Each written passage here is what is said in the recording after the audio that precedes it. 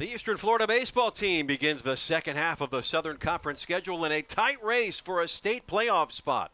Live from Bruce Bochy Field on Eastern Florida's Melbourne campus, it's the Eastern Florida Titans and the South Florida State College Panthers. Next.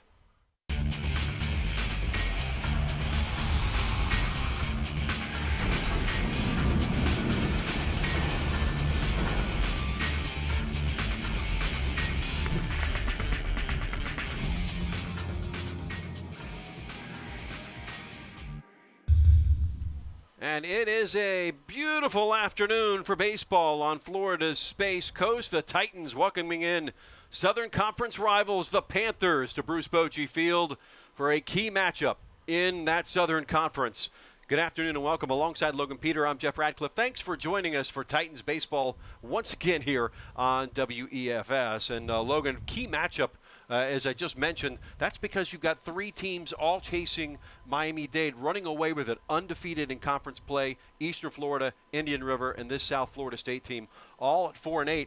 It's so important because only one team will get the second place playoff spot. Yes, a big game to say the least for both of these squads.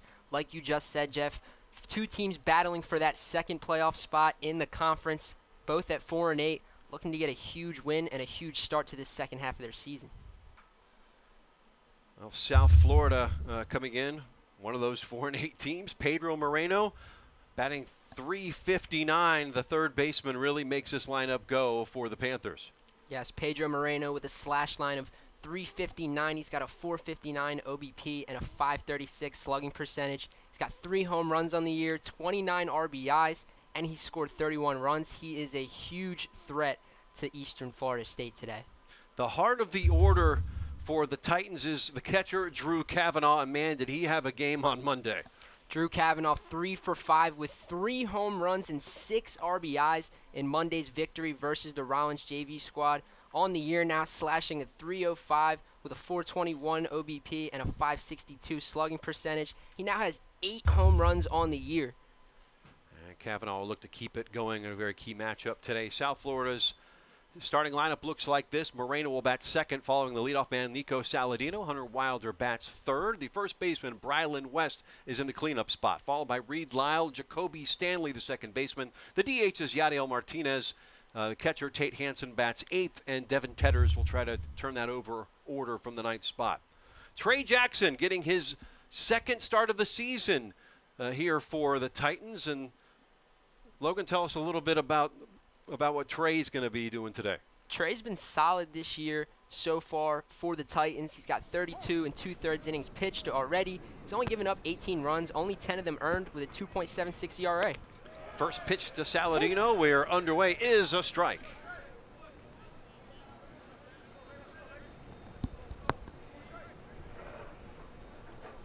Coach Stephen Brown putting his faith into Jackson today. Jackson, a freshman out of Melbourne. Hometown kid, a lot of hometown kids as we'll get into on this Titans roster. Transfer from Palm Beach Atlantic. And the count goes to 2-1 on Nico Saladino, the shortstop. Batting .291 this season, leads the team in home runs, RBIs, and triples. And gets under this one, pops it up just in the short left field. Settling under is the shortstop, Blackstone, and there is one away. So Blackstone at short, Drew Stubbs there at third. The double play combo Cruz to Santana there in the infield, left to right, Dalton Robinson, Zambrano, Zachary Taylor in right field. Drew Cavanaugh is a battery mate of Jackson. Our umpires behind the plate, Bill Stanley. Rob Minter will take duties out in the field. So one away, and here in steps the aforementioned Pedro Moreno. Good pitch there from Jackson, trying to paint that outside corner.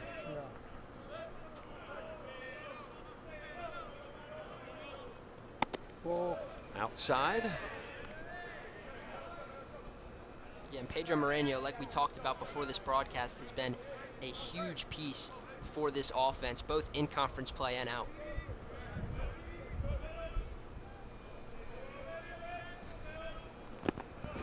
Jackson watches that one go by.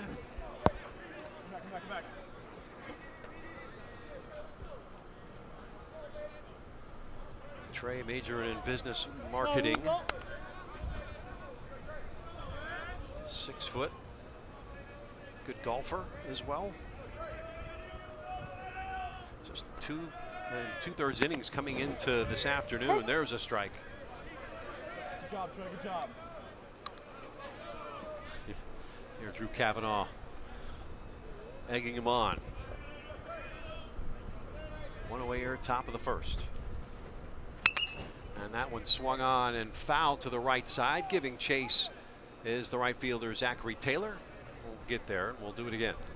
Haven't seen too many off-speed pitches yet from Jackson, so it'd be interesting to see here with 2 strikes if we see our one. Well, your scouting report says his go-to pitch is the fastball. Got him in a hole here. Moreno, one of the few non-Floridians on this roster for Coach Rick Hitt from Venezuela, and he pounds that one to left. But settling under is Dalton Robinson. He's got it for the second out. But good contact there. Dalton Robinson got a good read on that ball early. Didn't have to move much. Makes the play. 2 out, that brings Hunter Wilder, the right fielder, to the plate. Out of Port Charlotte, batting .281. Another lefty. Dan Wilder is not often in this lineup. Only 11 games played so far this season, just 32 plate appearances. Fouls that one straight back off the screen, 0-1.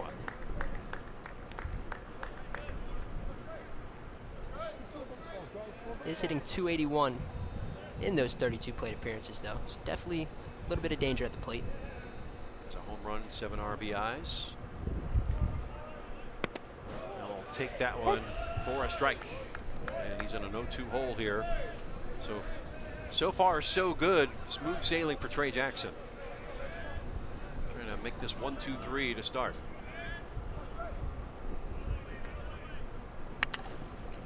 Fouled back. Good piece there from Wilder.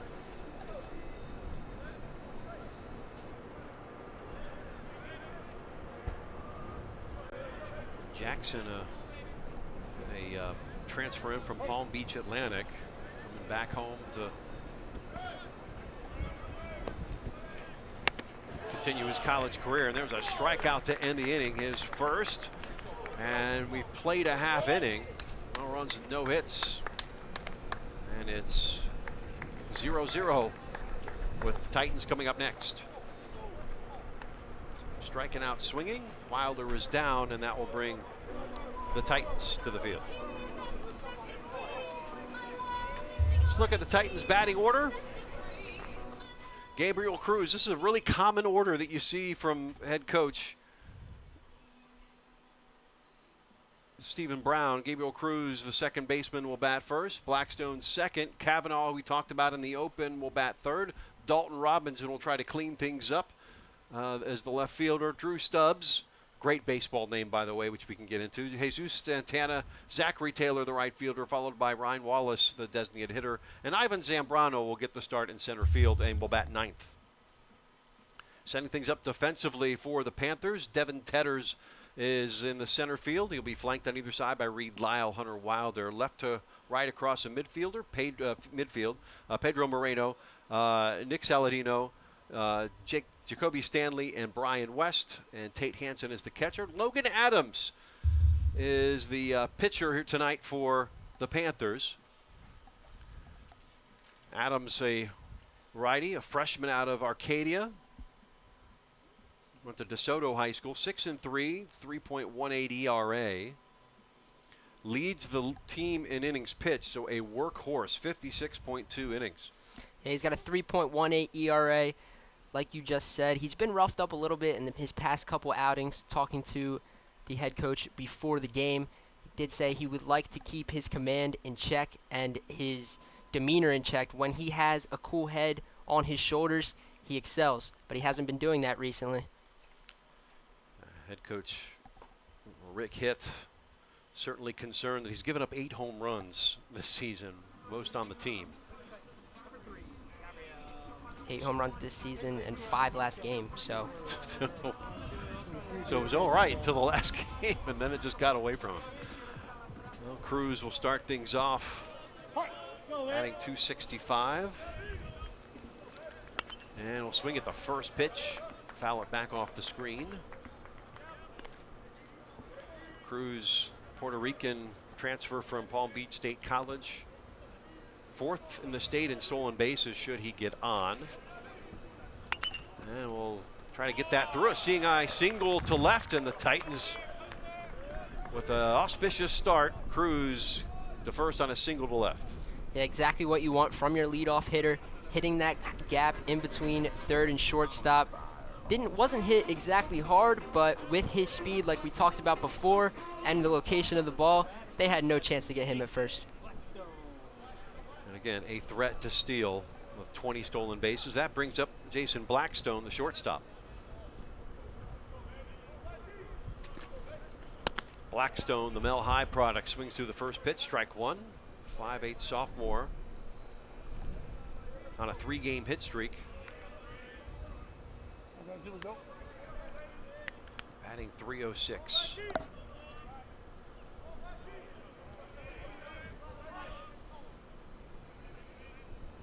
Squares to bunt. Takes it outside a ball. Yeah, and a common theme for this entire lineup is the stolen base category. Almost every single player on the roster has a stolen base, at least one. So Coach Steve Brown loves sending his guys. Throw back to first. In there safely is Cruz. Now Stephen Brown is in his first season trying to bring that West Coast style of baseball to the Titans. That means the small ball, if you will. Hitting and running. And that one goes all the way back to the screen, and digging for third is Cruz. So just some great recognition there from Cruz, seeing that the catcher did not know where the ball was. Logan Adams trying to tell him that it was still behind him. But Cruz has an absolutely great break there.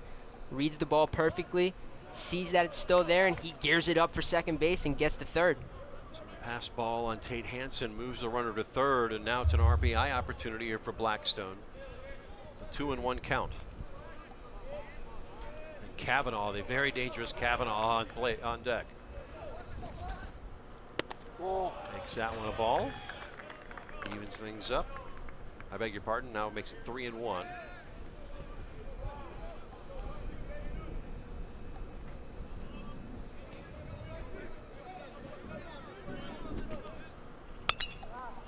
Pops it up, out of play, just over the dugout. Look out. So look out, just short of just over the net and landed. Lands just short of the only one man in the vicinity. Denied a souvenir. Should make it 3-2. Yep. 3-2 count here on Blackstone.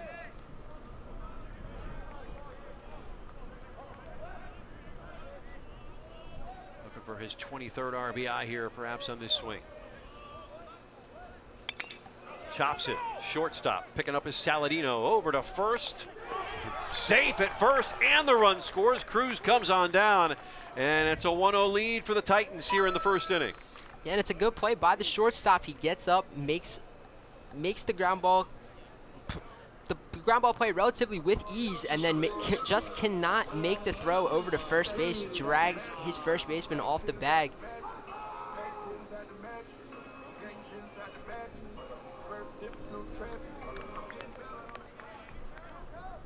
So 2 batters, 2 hits. Runs scored here. Have yet to record an out if the Panthers. Ooh, a lot of junk on that one as it moved outside to the left-hand hitting Drew Cavanaugh, who we talked about in the open. Righty on lefty here.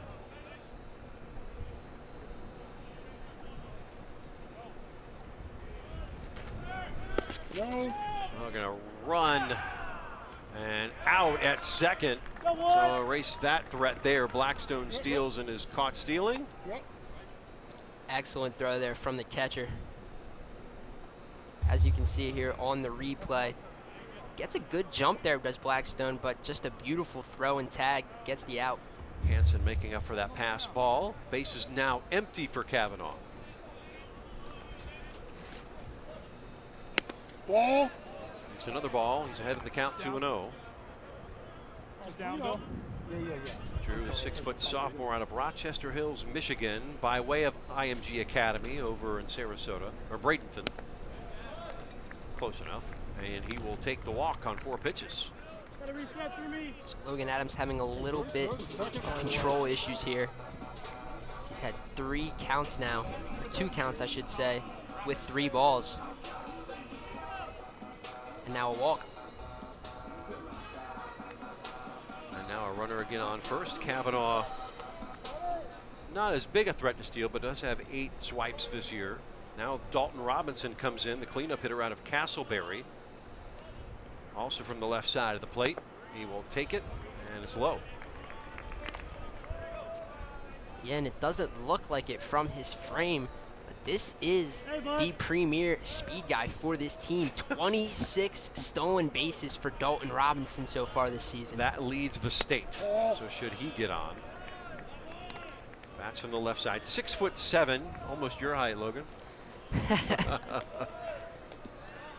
9 doubles there as well. Wish I could run half as fast. Yeah, don't we all? Takes that one for a strike right down Broadway. So it's 2-1. 2-1. And Robinson's batting .302 on the year. A throwback. Check in Kavanaugh. And they're safely. One of the higher averages on this roster.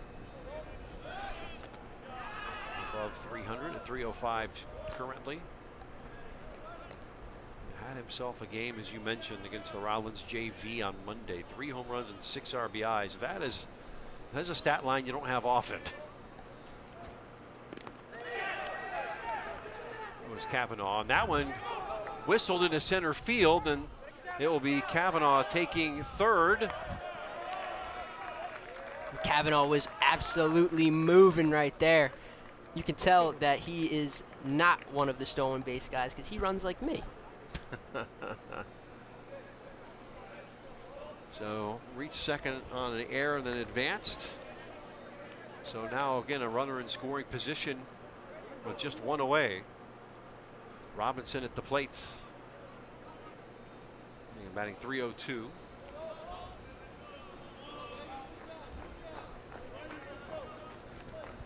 Kavanaugh at third.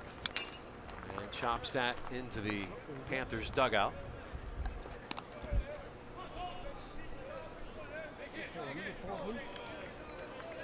So Logan Adams here still struggling with that command. Kind of carrying in from his last start. 21 RBI, sitting on 22 if you can get a hit here. Robinson checks it inside, ball 4. And runners on the corners now for the Titans. Second walk issued by Adams. Yet to only register 1 out. Maybe a short outing here if it goes further south. Here's Drew Stubbs, the third baseman. 6'3" sophomore out of Fort Pierce, Florida, by way of Texas Tech. A Division I talent. Power hitter. Stubbs leads the team 8 home runs, 29 RBIs, also 19 walks, so a very feared hitter as well. They may walk to load the bases here, put the double play in. That chance a little bit, make the chances a little higher for that. Yeah, and you get the force play at home, which is entirely important, especially considering they're already down a run. So you want to do everything you can to make sure you're not giving up more. And as you see, Logan Adams is being entirely cautious with the leader in the nation standing on first base and stolen bases, Mr. Dalton Robinson. He's looking like that as a Christmas present. It should be free. Foul back. Nope.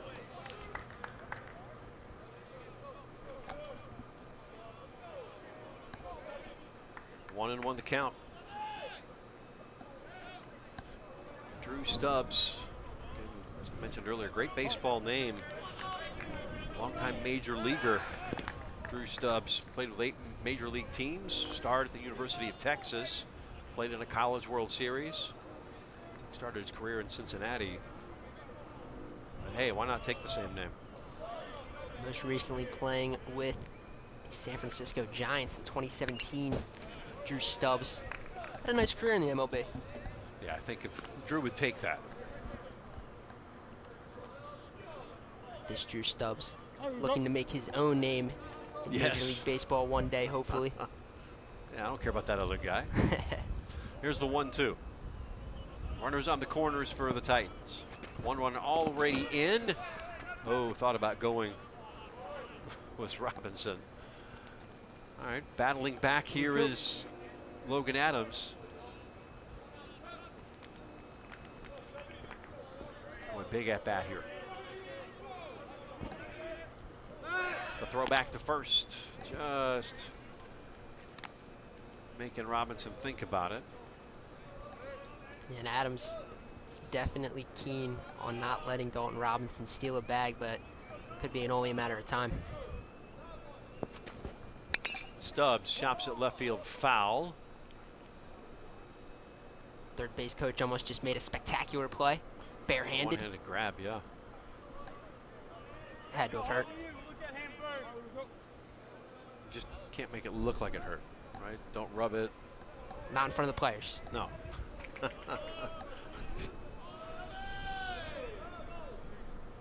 2-2. Stubbs swings, smokes at the left base hit. That will bring home one. Kavanaugh scores on the single. Runners at first and second, still just one out. And it's 2-0 Titans. Yes, Stubbs hung on that breaking ball. Adams finally releases a breaking ball trying to get the strikeout, but Stubbs stays on it, stays compact, and gets a nice solid single through that third base shortstop hole once again. We got first and second now here for the Titans.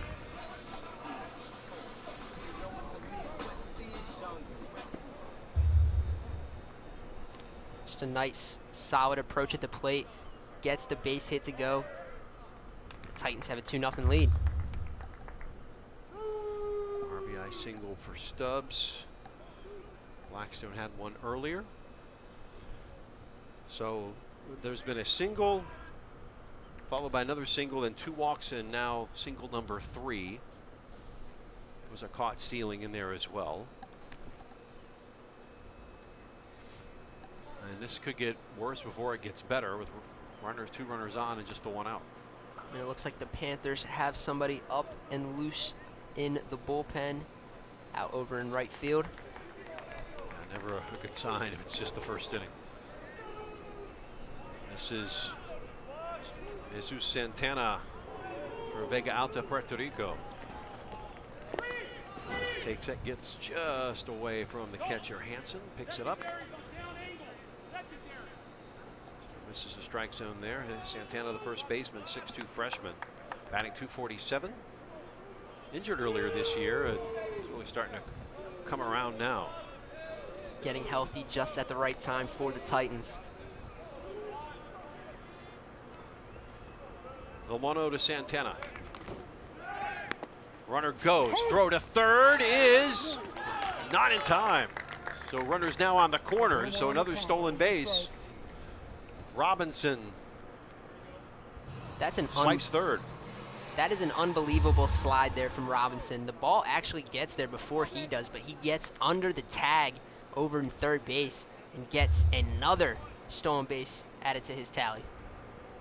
State leading now, 27th stolen base. So leading all of Region 8. Throw to first.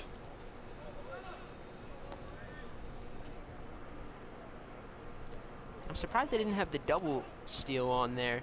Wonder if Stubbs maybe didn't get the sign. Another throwback. Stubbs does have 4 stolen bases, but and that's not. He's no Dalton Robinson.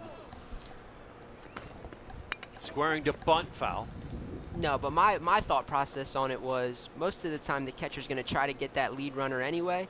So the trailer usually, from what I used to do, would follow with him. But, you know, nonetheless, still guys on the corner and a dangerous opportunity for the Titans.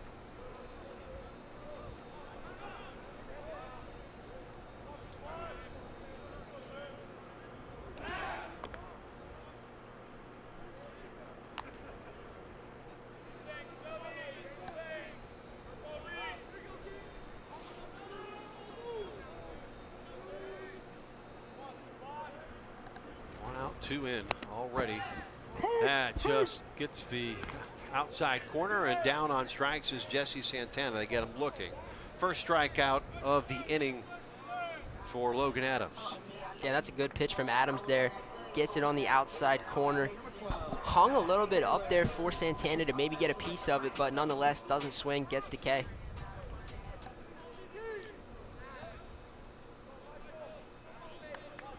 Right-hand hitting Zachary Taylor, another local product out of Vieira High School. Runners on the corners here, but 2 out now. Just trying to get an easy ground ball for Logan Adams. Or another punch out. That one in there. Found the rhythm now.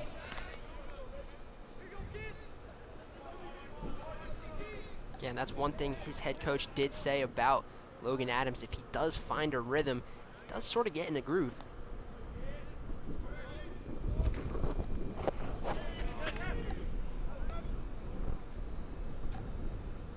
Hansen had it covered.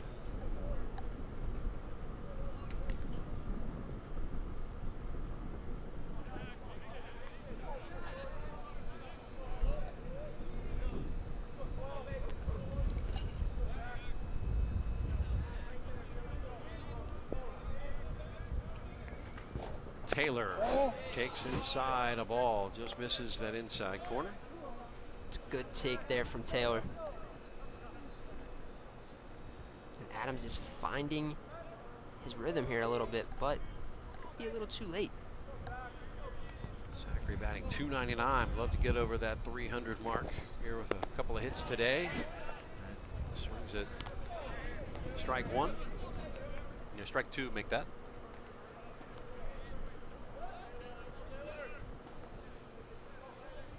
18 RBIs, chance for 19 here. 2s across the board for Adams.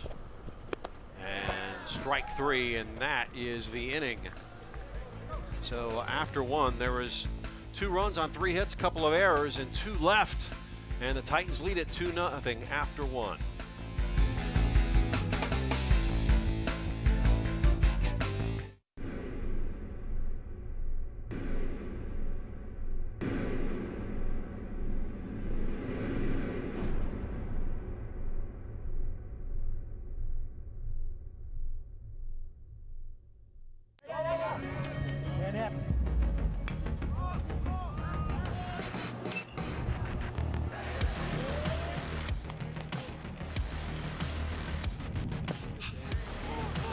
The Eastern Florida Titans baseball team returns to WEFS on Wednesday to battle the Miami-Dade Sharks. Catch all the action live next Wednesday at 3 here on WEFS.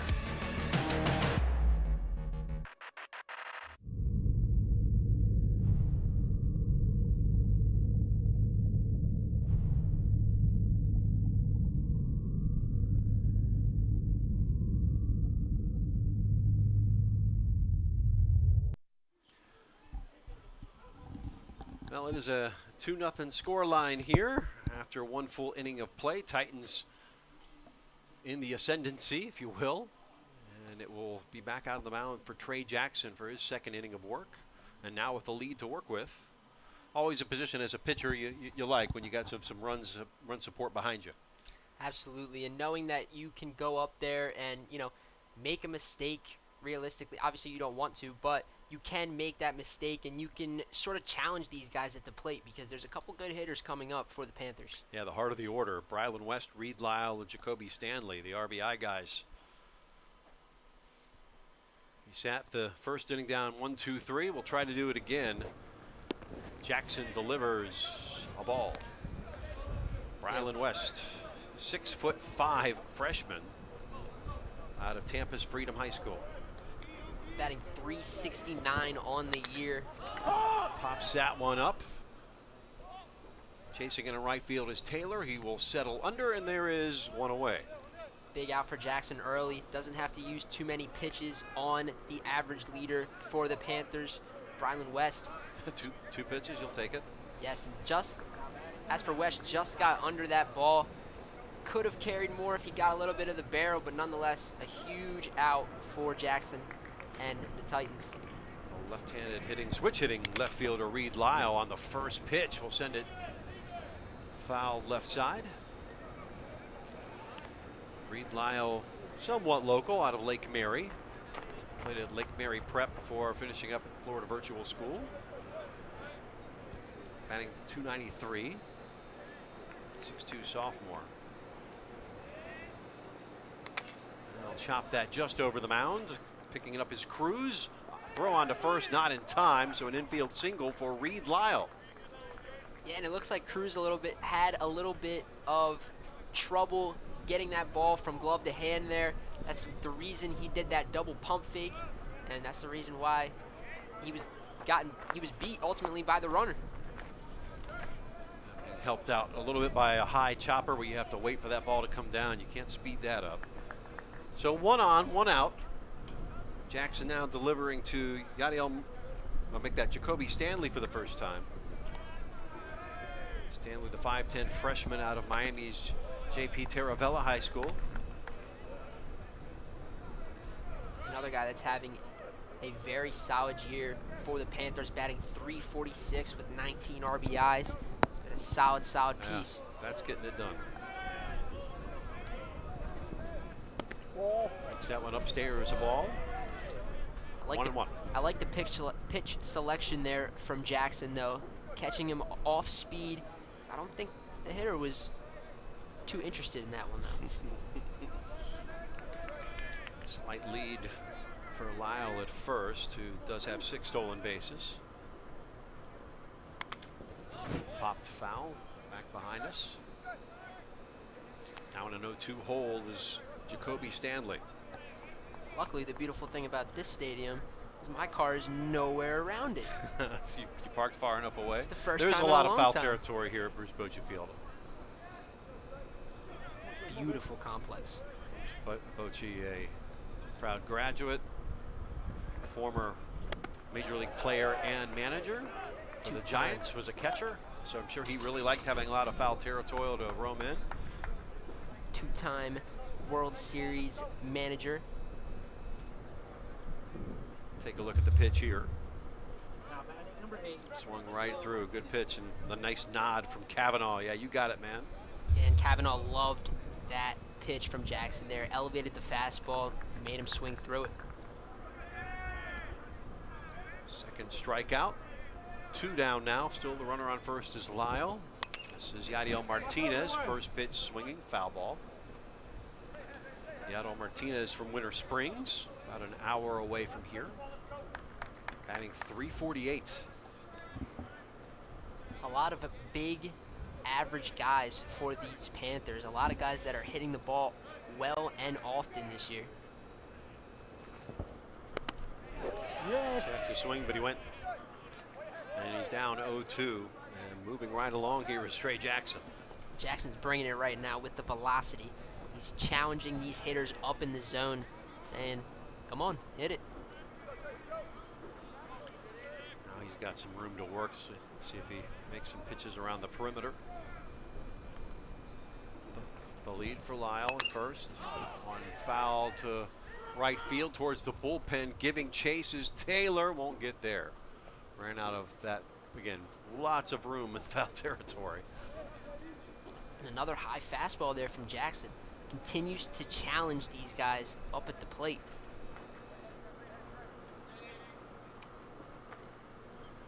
Remains 0-2. I'd be interested to see here if he does bring the off-speed pitch. He hasn't thrown it yet this at-bat.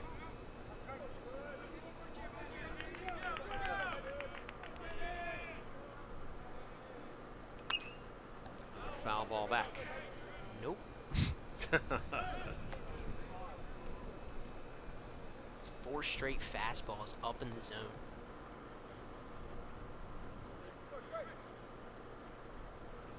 Trey is, as you said, come and get it.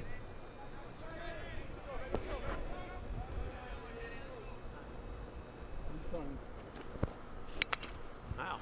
Flared to shortstop and a nice catch made by Jason Blackstone to end the inning, who tracked it perfectly. Beautiful catch there from Blackstone. As we see here on the replay. First off-speed pitch of the at-bat for Jackson. And Blackstone goes back and makes a Brandon Crawford-esque play. So no runs. There was a hit that time. No errors and 1 runner left in the middle of 2. Remains a 2-0 ball game for Eastern Florida State College. And it will be Ryan Wallace, Zambrano, and then back to the top of the order with Gabriel Cruz here once this bottom half gets set. Yeah, Eastern Florida State 18-6 at home this season. Have been a different animal playing at Bruce Bochy Field. There's Rick Hitt, 24th season from Highlands County, Florida, which is where South Florida State College is.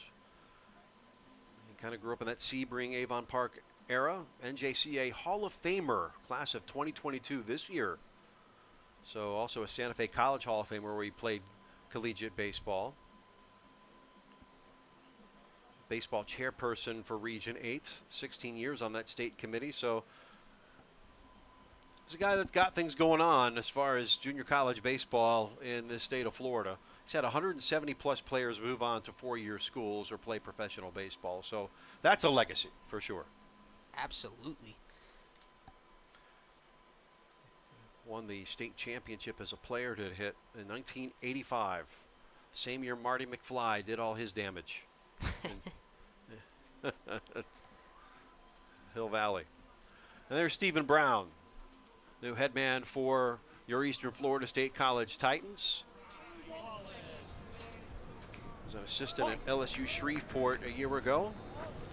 Helped lead them to the NAIA College World Series. Native of Huntington Beach, California. We mentioned that he is trying to bring that California style baseball. Hitting and running, moving, playing small ball, getting guys around the base paths, stealing, and manufacturing runs. We learned that under the legendary baseball coach John Altobelli.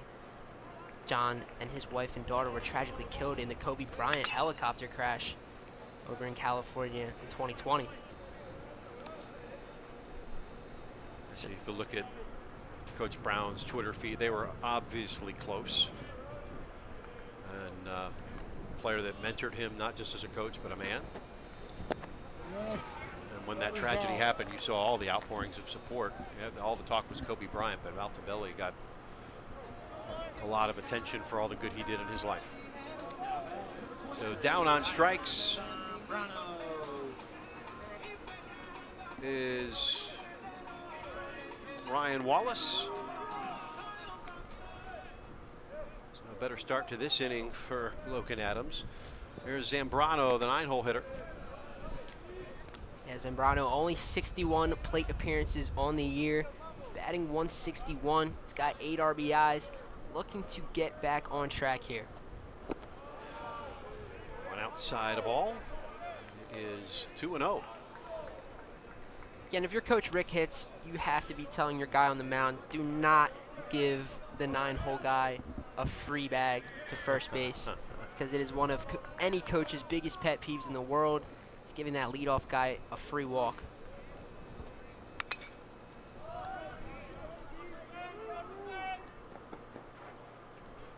Almost made the play out there. Just a little too short. Just a long strike. And you mentioned it earlier, but it is a long run for anybody Yes. in foul territory today in any aspect. Here's the 2-1 to Zambrano. Inside strike, 2-2. Just got that inside corner up high. Umpire rung him up there, got a little too excited. Adams wheels and deals. Will have to complete the strikeout to first, and just getting the foot down there was Brian West, and there are 2 away. Zambrano retired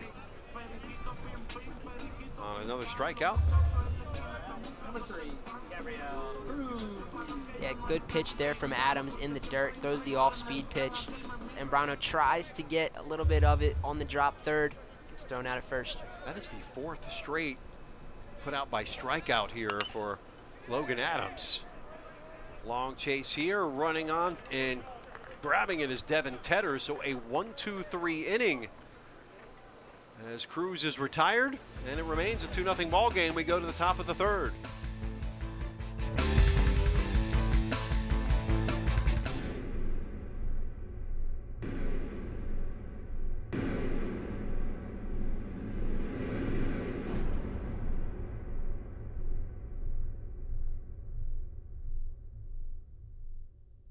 My name is Kaylee Majeka, and I am in the welding program at Eastern Florida State College. I wanted to get into the program to further extend knowledge and just be able to make a career out of something that I really enjoyed doing. The program is about 9 months. I don't know anyone else in the local area that does have a program like this. This is right up my alley. So that's my end goal, is just to have my own business and create things.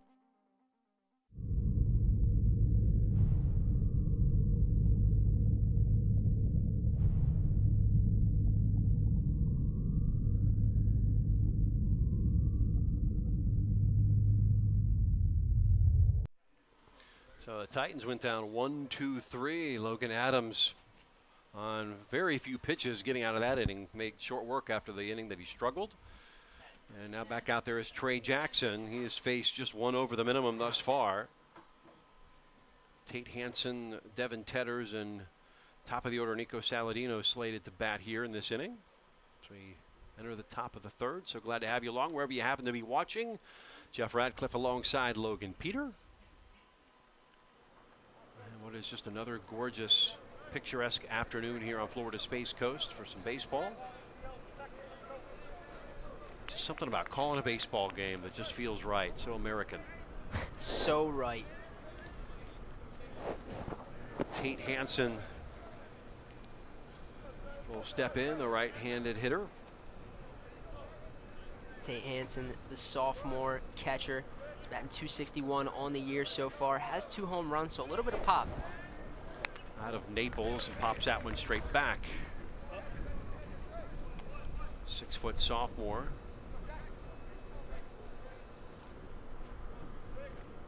Tedders is on deck.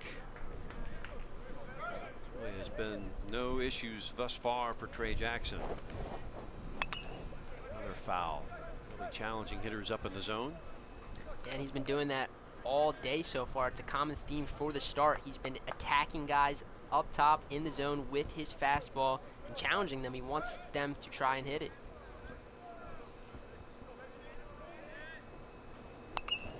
Another foul back. Right in on the fists. It's an off-speed there from Jackson. Starting to integrate more of those off-speed pitches in the 2-strike counts. A ball, 2 strikes.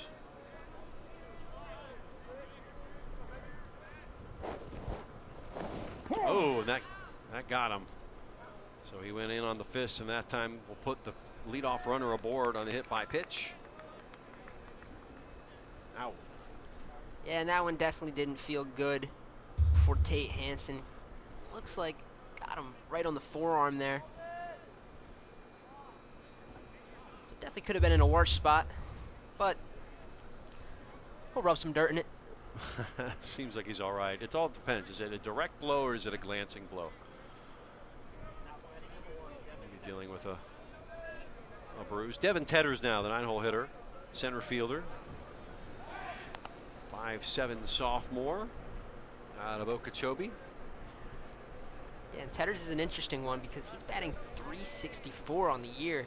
In the 9 spot. Yeah, he's almost like a second leadoff hitter for this team. Left side of the space, left side of the plate, squared to bunt, pulled it back. Ball 1. 24 of the 25 players on the South Florida State College roster are from the state of Florida. Home cooking. Yeah, mining the talent. That went straight back off the net. And it's a ball, 2 strikes. Interested to see here if Devin Tetters decides to keep trying to play one down, or he uses that .364 average to try and get a base knock.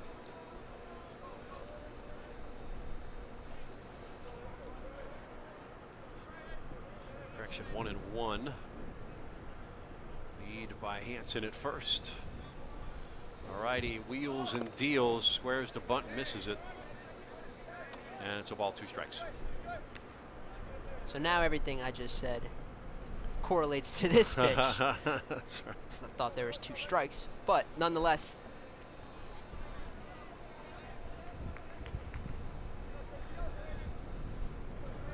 Behind the count is Tetters. Last him assigned Kavanaugh. Here comes Jackson. Instead, we'll throw on to first. Trying to keep Hansen honest.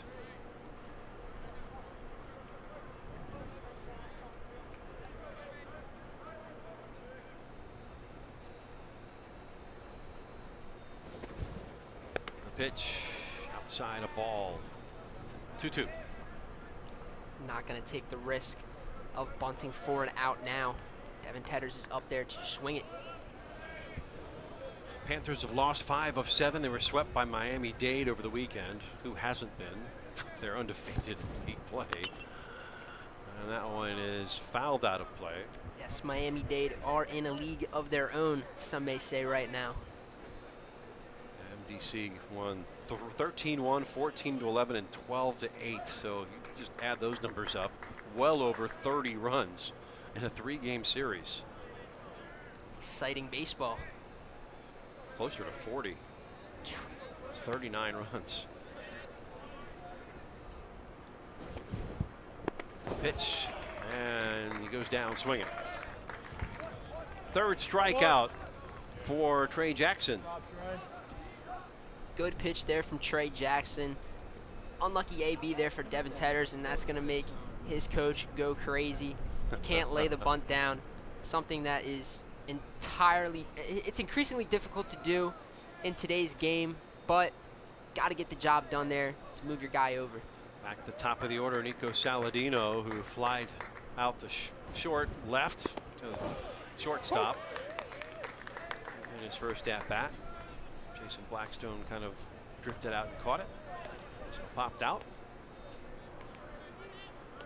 Saladino out of Brandon, which is a suburb of Tampa, went to Bloomingdale High School. Leads the team in home runs with 5. Co-leader with Brylan West.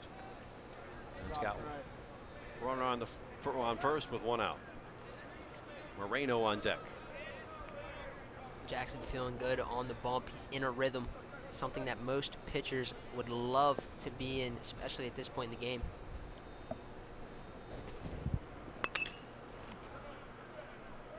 Foul out of play, left side.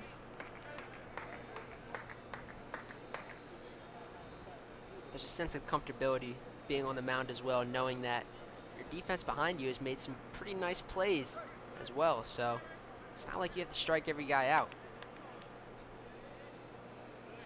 What did Crash Davis say? Strikeouts are fascist. Throw some ground balls. It's more democratic. Fouled back again. Yes, and ultimately that's going to keep your guys in the game. I mean,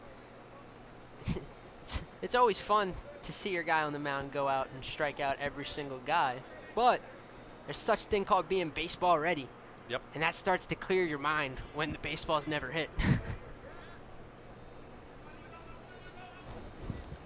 Lose attention. Driven. The gap between center and right, and a nice catch made by Ivan Zambrano, running all the way back to first is Hansen. He had to get on his horse to get there. Great catch in center. He covered a lot of ground there, as we see here on the replay. He was shaded in that left center gap, so he made a huge run all the way over, covered a lot of ground, like Jeff just said, to go and make a spectacular play. That jump is so key. 2 out now for Pedro Moreno, who flied out to left in his first at bat. Runner staying on first. And that ball hung in the air for a long time, it seemed like. It looked like it was going in a huge part of that gap, and then all of a sudden, Zambrano's there making the sliding play.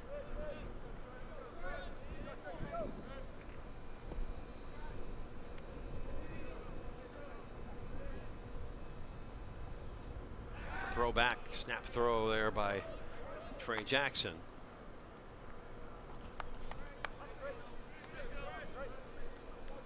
Trey will go an inning or two more. He's on limited innings. They're going to bring somebody in to spell him just as they work him back into shape. And drilled to center again, settling under Zambrano, and that's the inning. So back-to-back flyouts to center field in the inning following the hit by pitch. So there was no runs, no hits, no error, but the one runner left. And in the middle of 3, it is still 2-0 for Eastern Florida State College.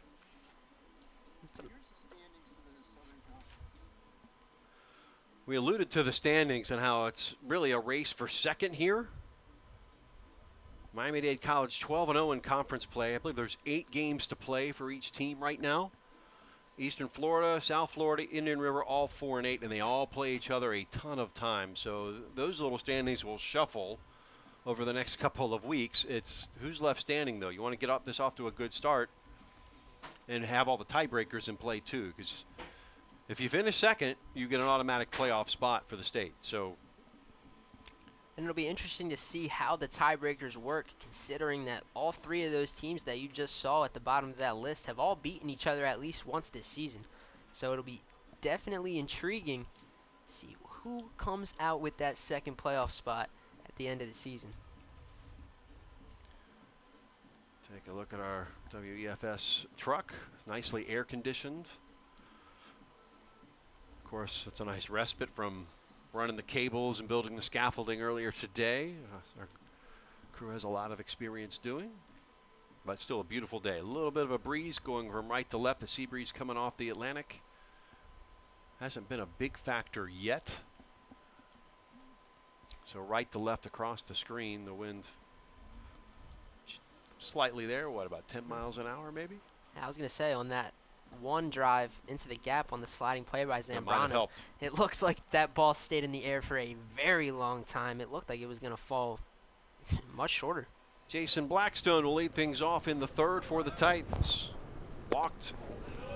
Had an infield single in that first inning and then was caught stealing. Blackstone batting .306 on the year. And extended his hit streak to 4. Majoring in construction management, one of the many players that enjoy fishing on this team. There's the off-day activity, and drill to left. Goodbye, a home run, a solo shot for Blackstone.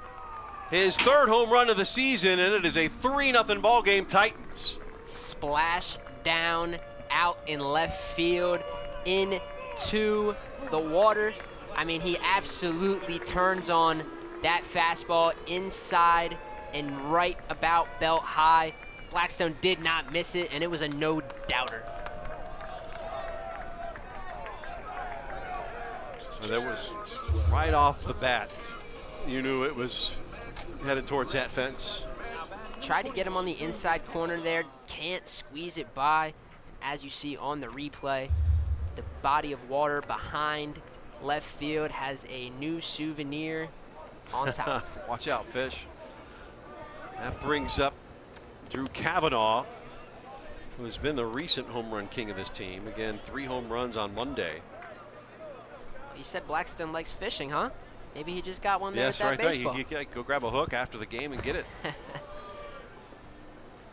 Cast and tug. 2-1 count here on Kavanaugh, who walked and scored back in the first.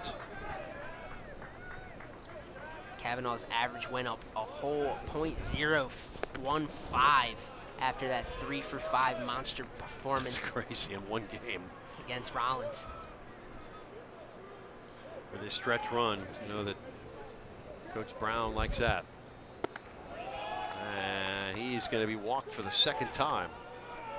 Not going to play any games. They know he hit a bunch of home runs the other day. So back at first. Still none out, but one already in on the home run for Jason Blackstone. Yeah, and you got to wonder if that home run might start affecting Logan Adams here. Already right there, you saw the walk there. When I mean, really, only the strike was close to the strike zone in that at bat. So 6'7" Dalton Robinson, who walked, stole a base in the last inning. This time he won't get that opportunity. He pops up officially to second, and is coming in is Jacoby Stanley. That ball was a mile high. So P4, well, there's one away, but still the one on. As Robinson's retired, and here is Drew Stubbs. RBI single for the third baseman in the first inning. There's one on and one out now. Fouls that one straight back to the screen. Drew Stubbs second on the team in doubles, right behind Dalton Robinson. Has his fair share of extra base hits this year. Yeah, Stubbs, another fisherman, does list his favorite food as crawfish. See, I'm a Jersey boy. I don't eat those, crawfish. Yeah. It's a Southern thing. Pop high in the air, should be out of play. Giving chase is the catcher, and it's off the screen. Wind kind of took it for a second. Stubbs facing 0-2 count. Comes some acrobatics from the catcher here after the ball hits the side. Take a look. A little back flip into the push-up position and downward dog.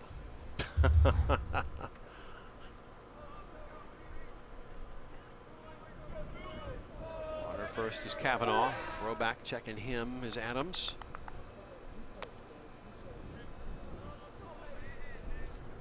One away here, bottom of the third. 3-0 scoreline now. So the home run by Blackstone to lead off the inning. That one, a breaking ball that didn't break. Upstairs, ball one. And a ball that looked like it was hurling right towards Drew Stubbs' helmet. Stubbs leads this team in home runs, RBIs, and walks. 8, 29, and 19 respectively. A throwback on Kavanaugh.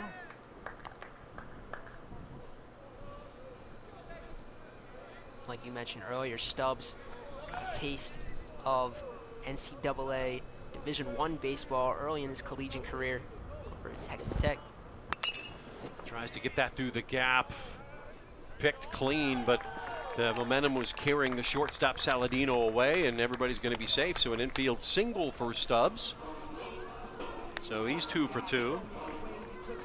Yeah, and the Titans have been finding that hole in between third base and shortstop. That's, I think, the third ball today that has found that hole.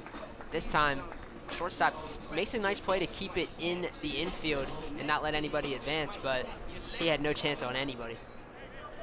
Second hit of the inning, Jesse Santana. Like that, Jesus Santana.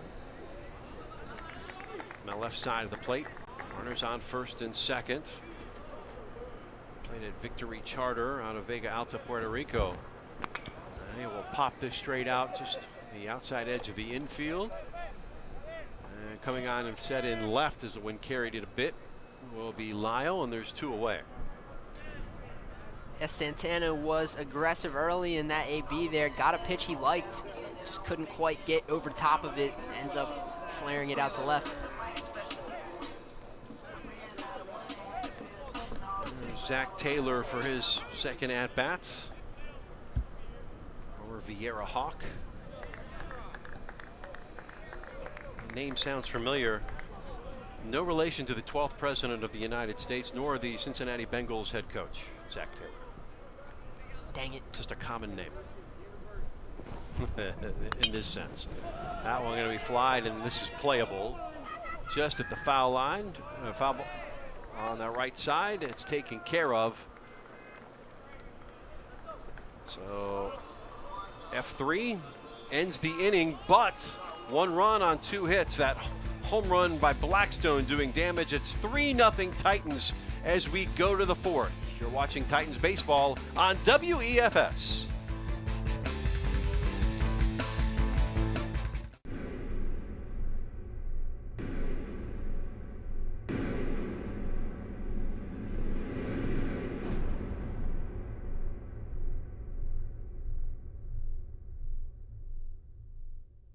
The lab that EFSC respiratory program has is very up to date and had actually more stuff than some of the hospitals did. As a student here, working with all that equipment definitely puts you at an advantage, because when you're here for a semester and then you go out, you get to see it on real patients. The lab here is, I would say, above and beyond what you would need to see and what you need to know when you go out to your clinical sites.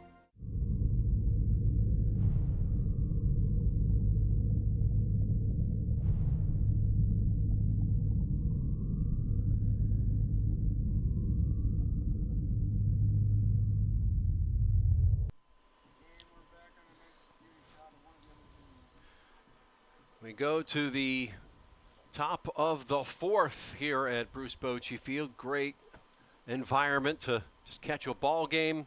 Titans leading this 3-0. Due up here for the Panthers this inning: Hunter Wilder, Brian West, and Reed Lyle. And with the play-by-play, here is Logan Peter. Thanks, Jeff. Like he said, an absolutely beautiful day here at Bruce Bochy Field. Trey Jackson back on the mound for the Titans. We're just about getting set up here for the top half of the 4th inning. And we'll see how long Jackson goes. Again, he was going to be limited in innings today. Jackson has looked solid on the mound so far in his 3 innings of work, looking to keep the momentum going here. Nobody up in the bullpen right now, so hey, you're pitching this well, and sure he's been in close contact with the coaching staff on how he's feeling, how the arm's doing. Lays a bunt down. Wilder tries to, pulls away, and it is 0-1 to start the top half of the 4th inning.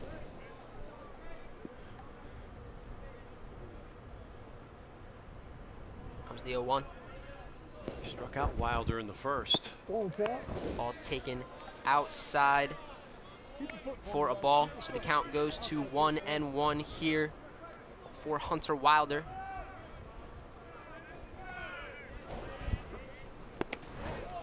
Good pitch there from Jackson, catches the outside half. So the count moves to 1-2 here to the Panthers right fielder.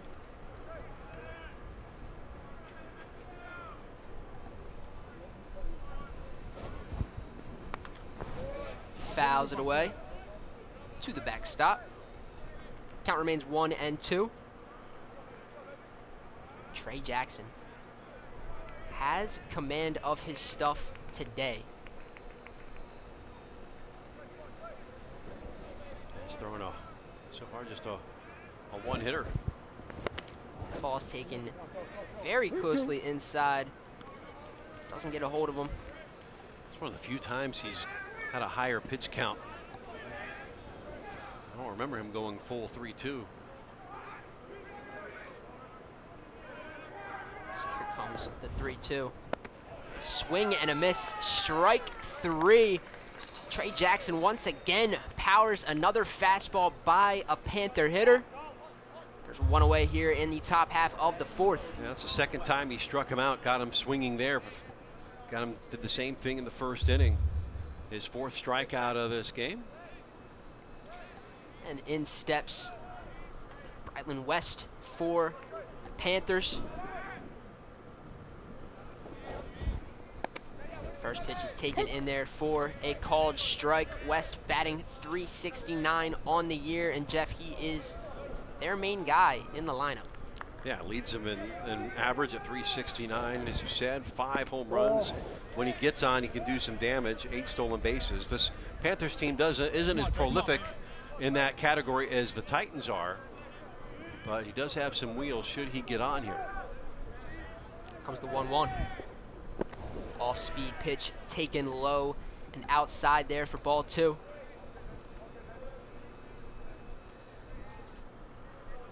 Flied out to right field the first time. He's back in the second inning as he let it off. Pitch is fouled away to the right side over the beautiful batting cages over there out and right. The facilities are top-notch. Absolutely. Big thanks to Bruce Bochy in that regard. Yeah, this is one of the finest, not just in the conference, but in the state. The finest facilities you can play at. The grass is always perfect. Off-speed pitch is handled, and that is driven deep. Uh-oh. And that is gone. So a 2-2 pitch is absolutely belted into left field for Brylan West. It's going to be his 6th home run and 29th RBI of the year. Yeah, he tagged that and knew it as soon as it left the bat. And again, the leading home run hitter on this team made no mistake there. So first really big mistake from Trey Jackson. Leaves the off-speed pitch hanging there. Here's the first pitch swinging here. That's going to be flied into the left center gap. Ambrose there to make the play. There's 2 away now. Lyle retired on 1 pitch. So a good bounce back there for Jackson. Getting the 1 pitch out. Yeah, Jackson, another crawfish fan, by the way. You read these bios, you wonder if they're colluding. In steps Jacoby Stanley, second baseman for the Panthers. Hopes to become a realtor. All right, now he's taking up residence on that mound, having with the exception of that home run, moving right along in his second start.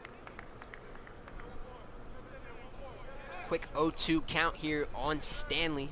Another key part of this Panther lineup, batting .346. He was a strikeout victim back in the second from Jackson. And Not that this time. ball's hit hard, and that's hitting deep. Robinson on the run. He goes to the wall, and it's off his glove and over the fence. It is off Dalton Robinson's glove and goes over the wall. So Jacob Stanley now gets a hold of one, and he puts it into left. Just like that, the Panthers have made it a 3-2 ball game. Wow, it was measured. It looked like it was going to be taken care of. It was hit deep. And the assist here from Robinson. Dalton hit the fence, and boy, it's cut the lead now to 3-2 on 2 long balls. Unlucky there from Robinson, Yeah, out and left. You think? Tries to make the play. 2 solo home runs in this inning. So nonetheless, the Panthers are now back in the ball game. It's a 3-2 lead for the Titans. As that pitch is taken for a called strike. Strike 2 there That was Stanley's 4th home run. on the designated hitter, JDO Martinez, as he swings through a curveball there from Trey Jackson. It's going to be strike 3, and that will do it. That will do it for the top half of the 4th, but not without some damage done. 2 solo home runs for the Panthers have cut the deficit to 1. Trey Jackson gets the strikeout there to end the inning. We'll go to the bottom half of the fourth here at Bruce Bochy Field. The Titans cling to a 3-2 lead. Well, really only made the one mistake on the one home run. That should have been an out and, in a way, an unearned run, but he'll go into the book as a homer. Unlucky to say the least. He actually, from looking at the replay, I think he lost his glove over the fence as well. So he had to go and get that. It's a problem. Unless you're going to try to barehand it out there. I don't know if that last one got to the water. No, I don't think so. If it did, well, there's a little bit of a hill down that Might other have rolled side. in. It could have rolled in, but not if it was in, not if it was with the glove. Wow. Yeah, we just saw something you don't see all the time. No. First time I've seen it at this field. It's the first time I've seen it ever. Except that one guy that did it in the MLB. Well, because Jose Canseco had it go off his head about 20 years ago. I think that's who I'm thinking about. It happens. It does. It does, and it's unlucky, but you have to move forward and move on. Used the speed to get out there, and really there was really no laboring in that inning from Trey Jackson. But now his still you leave the inning, you're still in position for the win, especially if you can get some run support here in this bottom half of the fourth. So let's see if they can answer a little bit and give a little bit more cushion back to Jackson. So in steps Rain Wallace, the designated hitter for the Titans. As he takes that first pitch on the outside corner for a called strike.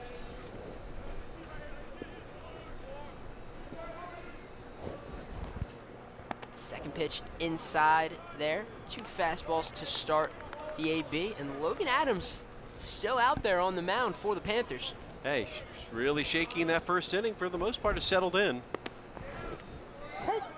Besides the solo The home run in the third, but given up, he has been relatively solid since that first inning. a couple of the hits he's given up have been infield singles. That one, go to the bullpen.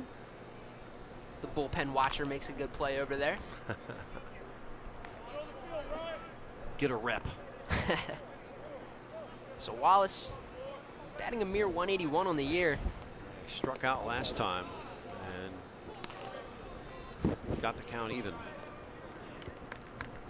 Looking to start to get it going here. Comes the 2-2. There's a ground ball up the middle. It's going to be a play made by the second baseman. Throws it over to first in time to get the runner Wallace. So one away here in the bottom half of the fourth. Yeah, that was right at Jacoby Stanley. That's as textbook as it comes. So Wallace retired for the second time. And in steps the freshman Ivan Zambrano. He's made a couple nice grabs out there in center field today. He fouls the first one straight back. Zambrano from Maracaibo, Venezuela. Did play high school ball at Doral Academy in Miami. It's a private school with a heck of an academic pedigree. He lines that one to center field, right to the center fielder. He's going to make the play. So the center fielder, Devin Tetters, doesn't really have to move much there to make that grab. Ball finds him out there in center. So 2 away. And in steps the leadoff hitter for the Titans, Mr. Gabriel Cruz. Cruz batting for the third time here. Singled and scored in the first in that inning, and then flied out the center the second time in the second. Again, Palm Beach State College transfer. Is an accomplished beatboxer, I hear, and can also do impressions. That has some clubhouse value, just letting you know. Absolutely. I wonder what impressions he does. Well. Well. Comes the 0-2. That one's lined right back to the pitcher, Adams. He puts the play over to second baseman. He takes care of the rest. So it's gonna be a play there made by the second baseman with the assist from Logan Adams. We will go to the top half of the fifth. 3-2 Titans.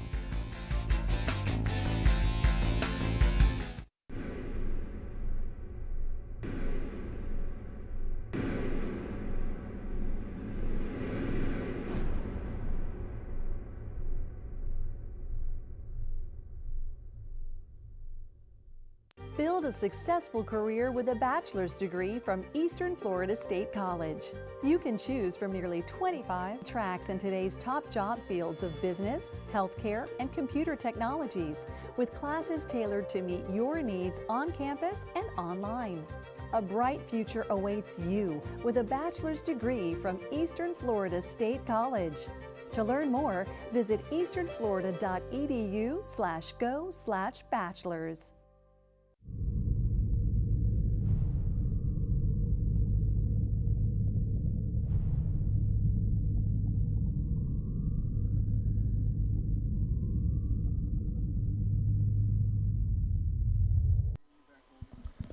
Welcome back to Bruce Bochy Field here on a beautiful day for some gum being passed around there. It's always a beautiful day for gum.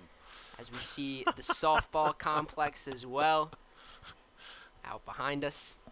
Share the sunflower seeds. That's a little more apropos. There you go. Although, yeah, the big league chew, right? That's what you got to go with. I was always the double bubble guy. Okay, double bubble. Yeah, Bubblicious. Bubble Yum. Big league chew. Yes, the pouch. So back here in the top half of the fifth, Trey Jackson back on the mound for the Titans. Number 13, Tate Hansen at the dish for the Panthers. A hit by pitch in on the fists. Back in the third. Tate's sophomore catcher. Fouls that one hard over to the batting cages. Lands right on top. There's something Jackson likes about going in on Hansen here. Most of his pitches have been in on his fists. No, not that time. Just misses the outside corner there. Good pitch from Jackson. Doesn't get the call, so the count moves to 2-2. Talk about good movement on a ball. It's also good movement in pitch selection. Moving it around, keeping them guessing. Another one outside. Misses it, though. So a 3-2 count here. It's a good at-bat here from the 8-hole hitter, Tate Hansen. Comes the 3-2.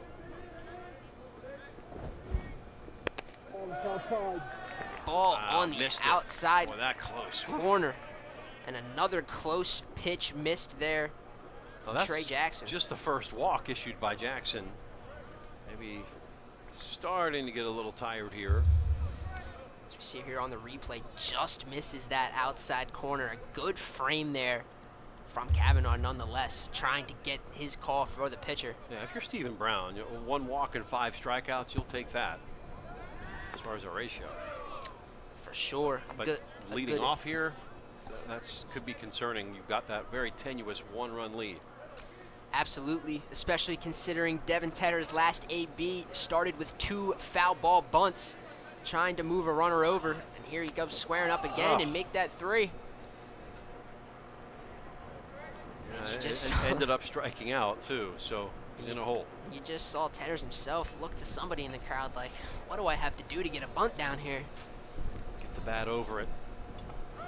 But when you got somebody throwing, in low 90s like Trey Jackson, probably now upper 80s, gonna be a bit brave. Squaring up again here, pulls away. So the count moves to 1-1 here, and with Tedder's height, that strike zone turns a little bit smaller than than every other guy you've been facing so far. So. Yeah, Brylan West is 6'5", a little bit different. Absolutely. It's tough to find that zone, especially on a guy that's just trying to lay one down. Comes the 1-1. Pulls back the bunt and swings through, and someone trying to steal, and they got him. They tried to run the hit and run, but it does not work out there. The swinging strike and count of all absolutely dots 1 to 2nd. So Kavanaugh, not only is he the heart of the lineup at the plate, he's really the defensive heart of the team. He's thrown out 66% of his runners. You do not steal on Drew Kavanaugh. Not here especially. He was meat from the get-go. Hansen erased. They'll strike him out. Comes the 2-2. That one's fouled away. So Devin Tedders, good at bat here nonetheless to stay alive. Struck him down, and base is now empty for him. 1-2. See if he can get some to chase something here.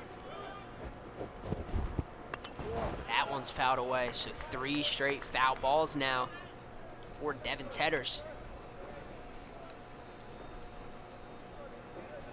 So each team has had a player caught stealing. Catchers have been challenged and have answered it. Here comes the 2-2. Swing and a miss. He gone. He finally gets Tedders to swing through the fastball. 2 away here for the Panthers as we take a look at the replay. Well, that's his 6th strikeout. He's had him guessing this entire afternoon. He's had at least 1 strikeout in every inning. So in steps the leadoff hitter for the Panthers, Nico Saladino. Jackson starts it off with another first pitch strike, and I think that's been the theme so far for Jackson, as he is consistently pounding that strike zone early in counts. Saladino 0 for 2. 2 flyouts. A quick 0-2 count here. Trey Jackson is in a groove this inning. Comes the 0-2. Just a bit outside. This catcher Kavanaugh likes the location nonetheless. So here comes the 1-2 pitch. A little bit low there. So the count moves to 2-2.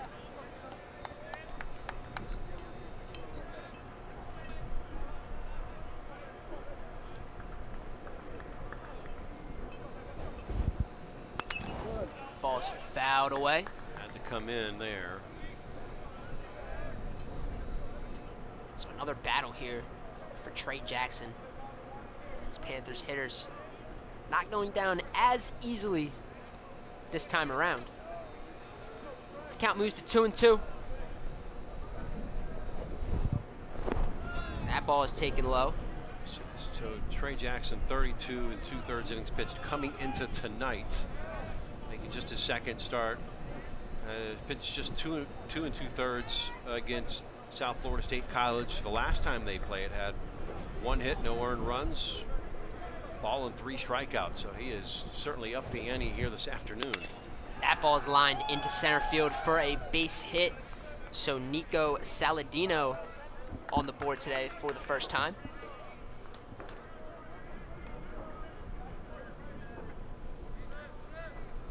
Saladino, nice short and compact swing there. Take a look at the replay. Good piece of hitting. Let the bat do the work. Stayed short, stayed compact, and stayed through it. So that'll bring up Pedro Moreno.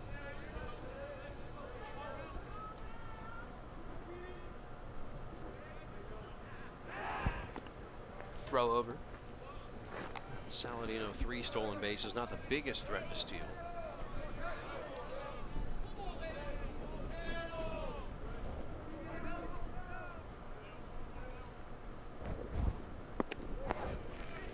First pitch on the outside corner for a called strike. So Trey Jackson here trying to navigate his way out of the top half of the 5th. But in comes the heart of the Panthers order here. Single by Saladino, just the 4th hit of the game for the Panthers. 2 solo home runs. And an infield single by Lyle in the 2nd. That is it.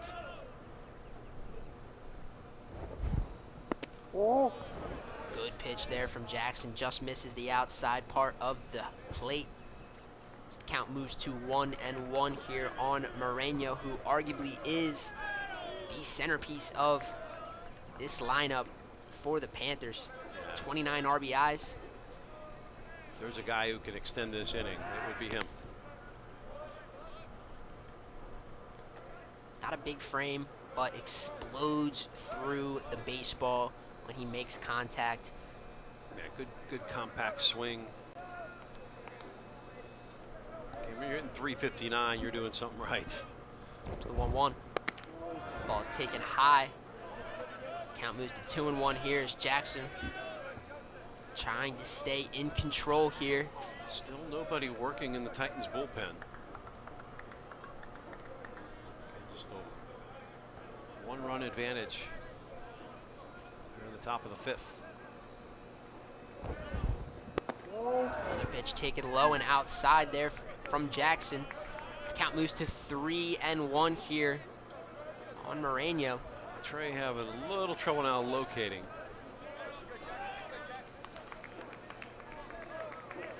Coach Brown barking out some instructions here. And all you need is a ground out to get out of this inning.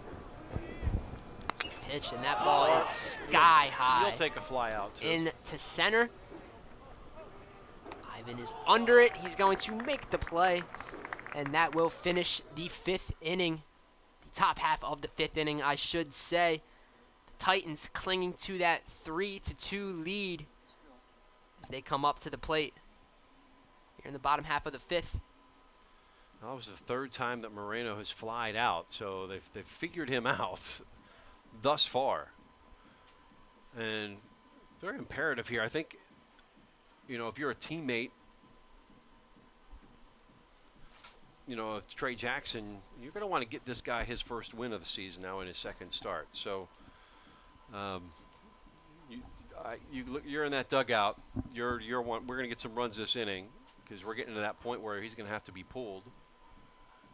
And a guy that deserves it too. I mean, coming into today, he was sitting at a 1.97 ERA. That was the best on the team. Just because he doesn't have those starts doesn't mean he hasn't been putting in the work on the mound for this team. And I think a lot of people don't realize that when it comes to the win-loss record. Yeah, he's 0-1 on the season, and they say that chicks dig the long ball. We've had 3 of them here, all solo shots, 1 for Eastern Florida. This one kind of skated out and splashed down from Blackstone. And then the 2 and the 4th for South Florida, Brylan West. And then the one with the assist is Jacoby Stanley. Looked to be put out here, but Robinson lost the glove over a bit of a yard sale over the pipe there in left center. Beautiful day for the whole family to come out and enjoy some baseball. The one thing that's missing is they don't have any hot dogs or drinks or anything. First Gotta pitch remedy that. Grounded out to short. Long throw over, makes the play.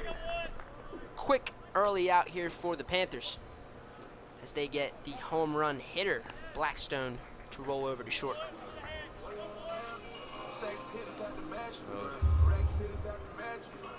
Go 6-3 as we take a look. Yeah, it's routine.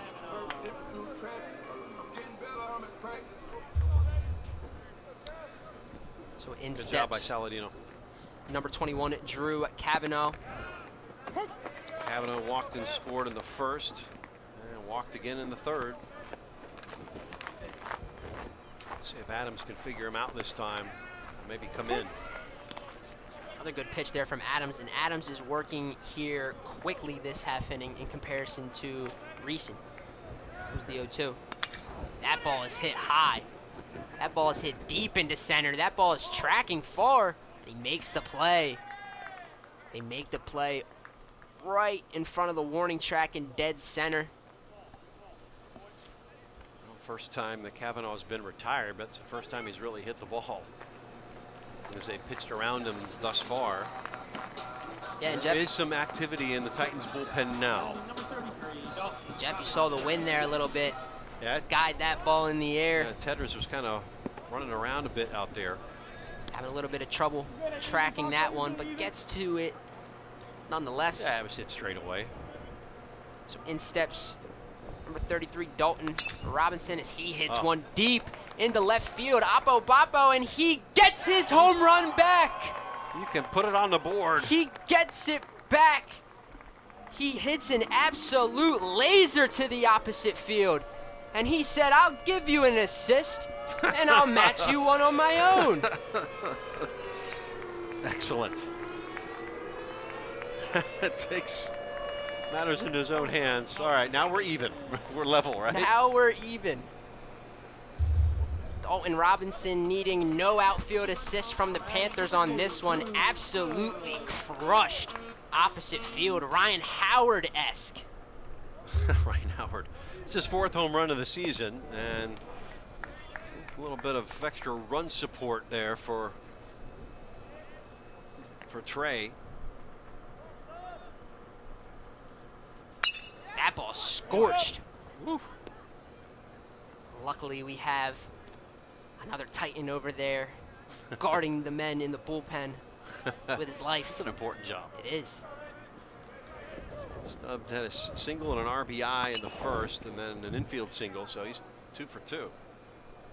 So Stubbs fouls that one back quickly in a 1-2 hole.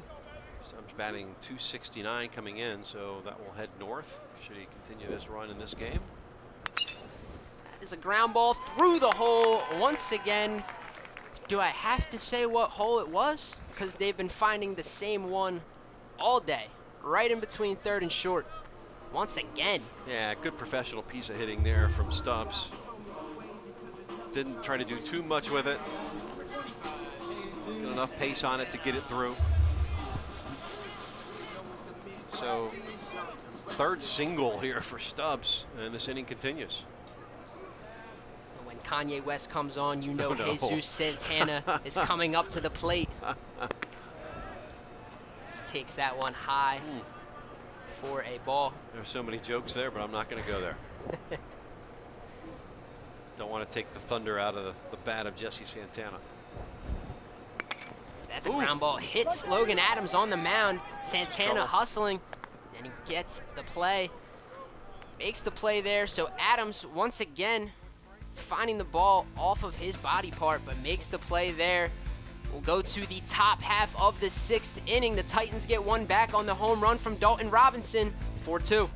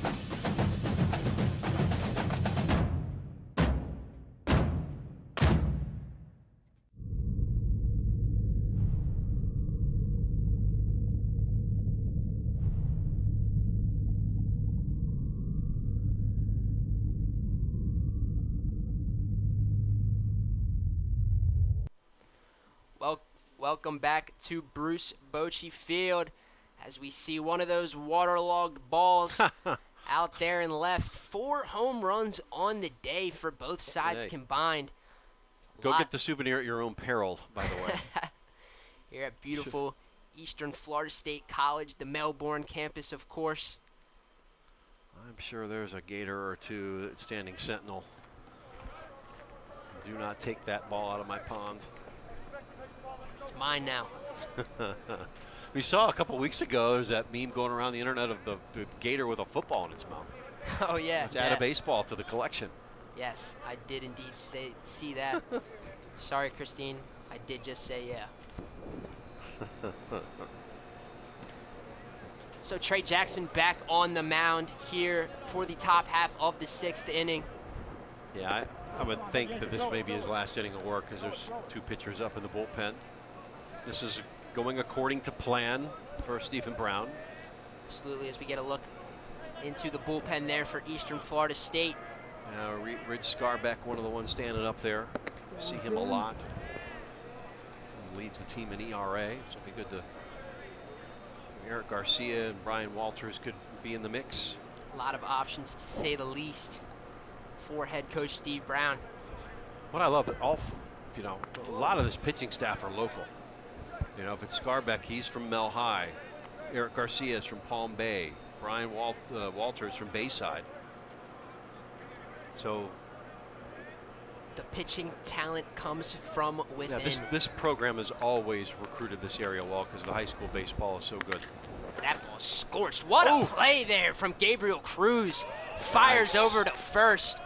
What a pick there from the second baseman of the Titans. Yeah, that will go 4-3, but there was a little more complication in that. Absolutely. Take a look at this one, folks. Absolutely scorched there, but a beautiful play there, and that replay does not do it justice. Gabriel Cruz makes a relatively hard play look easy. Yeah, tip of the cap. Bit of a web gem, and yeah, his look was, hey, nothing but a thing. So in steps the first home run hitter for this South Florida State team, Mr. Brylan West. And that is another one. Scorched. And West has his second. Wow. That ball was crushed. Well, the Titans are lucky that these home runs are all the solo variety. There was no doubt there. Like, as soon as it left the bat. So Brylan West. go West, young man. Right? Two Brylan West home runs. now on 7. He came in as the team leader. He is cementing that fact now. It's the first pitch to Reed Lyle. He's in there for a swinging strike. So Trey Jackson, really besides 2 pitches really, had a solid day, but he can't seem to figure out Yeah, not first Brylan baseman. West, yeah. Now 2 for 3 with 2 home runs. And again, you want to come out of this inning at least with the lead, so you're in line to get the win. So that ball is chopped to Cruz out there in second base. Relatively easy play compared to the last one Cruz had to make. Goes in the scorebook the same there, Logan. 6-3. Absolutely. So 6-3 on the putout. Replay here. Cruz gobbles up the chopper.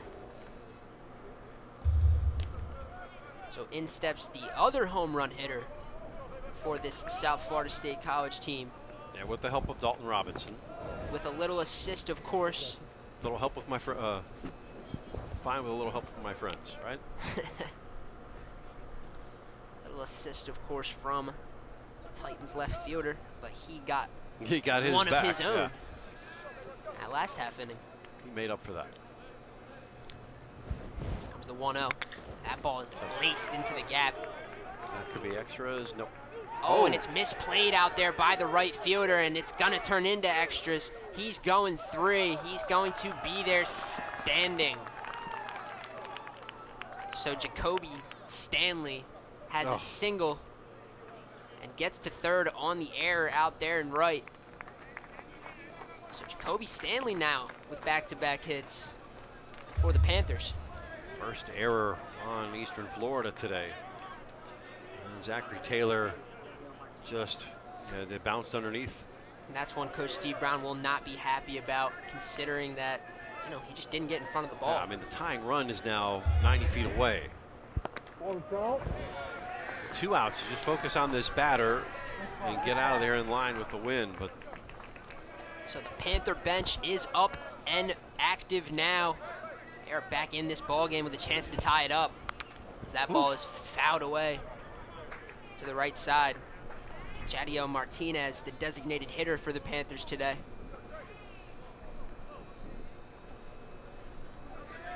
Jadiel, former Winter Springs Bear.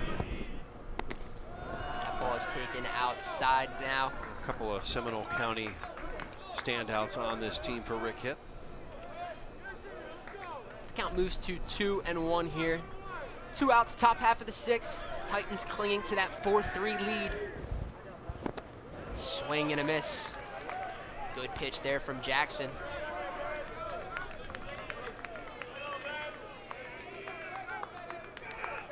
So 2-2 count here. Sun's starting to the sun is going to start being an issue here for that right side of the infield as it sets to our left. Strike 3 called on the outside corner. Jacoby Stanley does not like it, but he's gonna have to live with it. Trey Jackson finishing strong there. Yeah, second strikeout that time by Martinez, and that was a great chance to tie the score up, but it remains 4-3.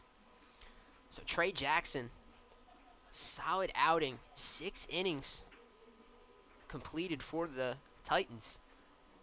Just have him for giving up just 6 hits. But did get tattooed here for the second time today by West. And that one left no doubt. Yeah. Yeah, our audio operator Chuck Tetchke is saying maybe he had a pretty good view of it. It went over the pond. That is wow. Not you, Mr. Gator, not that time. Yeah. He wanted that one for himself after the game. So you see the bullpen, up in the bullpen for the Titans, looked like Jackson Woodward, Titusville product. May see him in the next half inning. There he is, getting warm.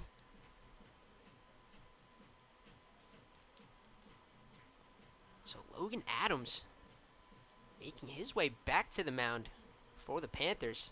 So Coach Rick Hitz. Yeah, he shook off that first inning, didn't he?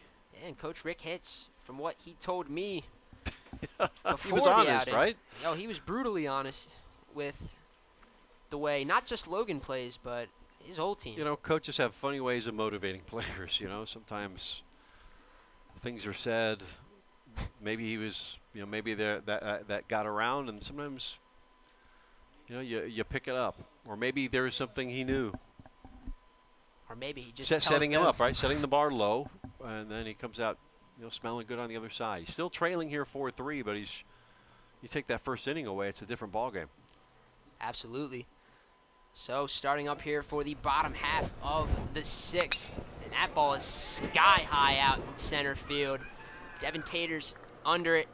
Tetters, I should say. He's going to make the play. So 1 pitch, 1 out here for Logan Adams, and quite frankly, Jeff, I think that's the reason he's still in the game, because the past couple innings, he really hasn't thrown that many pitches. Nope. Give up that home run, had a single in that last inning. He just retired Taylor for the 3rd time. In steps and Wallace. And I was wrong, Jeff. He also had Kanye. So I can't say only when Jesus comes up to bat, Kanye's coming. Disappointing. Half swing there from Wallace. Count moves to 1-1. Wallace not having the season would have hoped for to start. Nonetheless, still getting key at-bats for this Titans team. Trying to get on here. That ball is hit well into the gap. Tetters is on track. He can't get there, and that's going to get to the wall. He's rounding. He's going to stop at second base. A good relay there from Tetters. He looks to be shaken up there out in center. Keep you updated on that. But nonetheless, a big hit there from Mr. Ryan Wallace. So Wallace gets an extra base hit, a double into the gap, right off the bottom of the wall. So a runner in scoring position now for the Titans. And in steps the center fielder, Ivan Zambrano.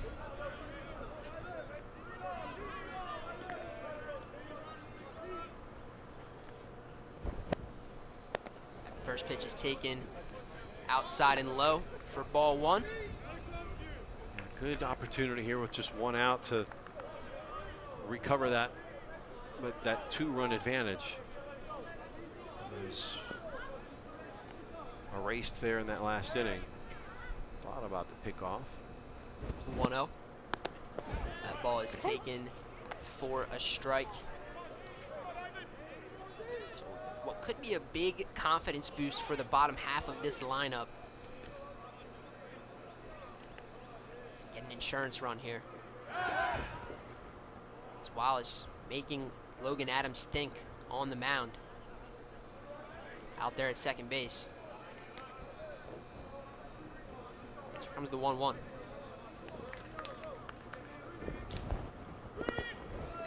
Another off-speed pitch taken low and outside from Zambrano. So the count moves to 2-1 here.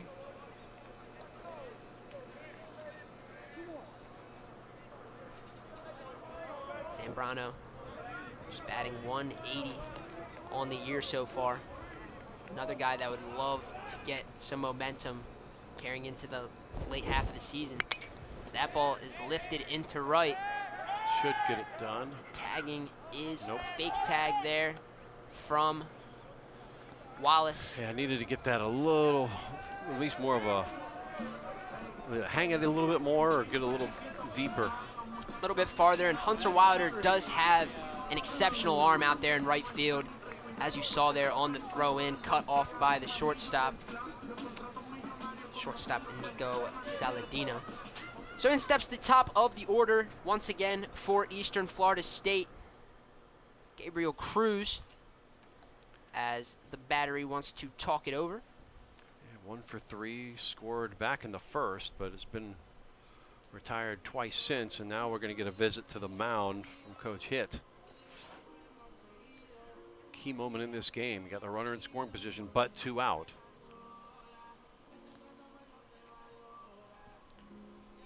So Gabriel Cruz here, trying to get. Nope, that's a pitching coach, not Coach Hitt. Cruz trying to get that all-important insurance run back. As the Titans were clinging to a 4-2 lead. That is before Rylan West decided to send his second baseball over the fence today. Coach Polk, maybe. So in steps Cruz here. Second baseman for the Titans. Up in a big spot. There's Logan Adams. Tries to keep the Panthers within striking distance. Comes the 0-0.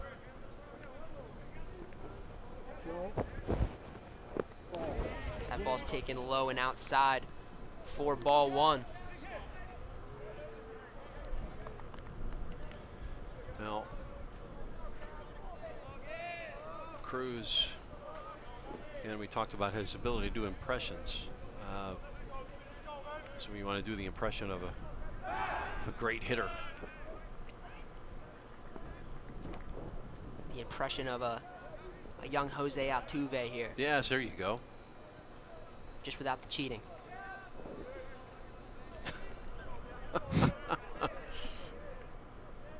Comes the 1-0. Ball's taken low and outside again. Oh, Francisco Lindor, maybe.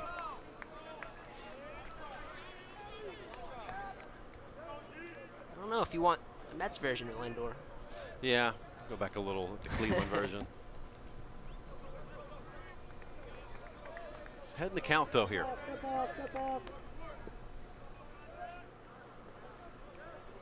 So 2-0 here to Cruz, and a hitter's count. Gotta look for his pitch, and nothing else. Wallace there at second. That ball's hit up the middle, and that's gonna be a base hit, and Wallace is charging. Here comes the throw home. It is offline, and Wallace slides in safely.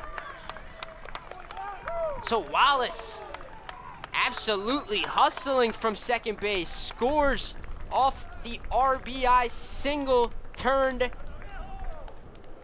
from Gabriel Cruz. Look, perfect piece of hitting right up the middle. Just does enough. Chugging the whole way was Wallace. Tedros tries to make the throw in, can't quite get it there. Not really paying attention was Logan Adams. The ball gets away, so Cruz moves to second.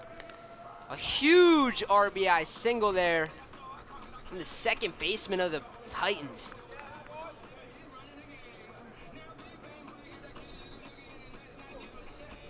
A double bringing home Wallace.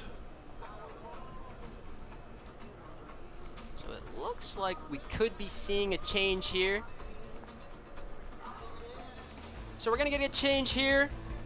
We're going to go to the bullpen for the Panthers. 2 outs in the bottom half of the 6th. Runner on second. 5-3 lead for the Titans.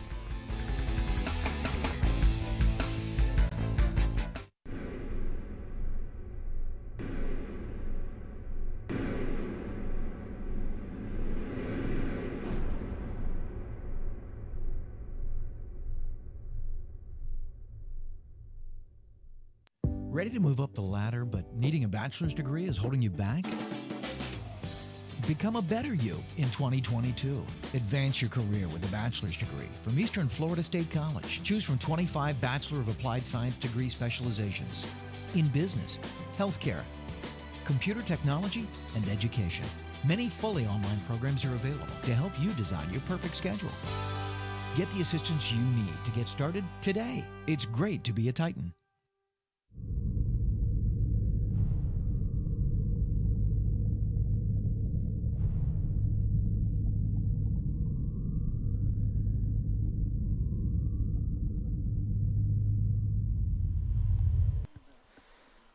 Welcome back to Bruce Bochy Field here. We have a pitching change for the Panthers.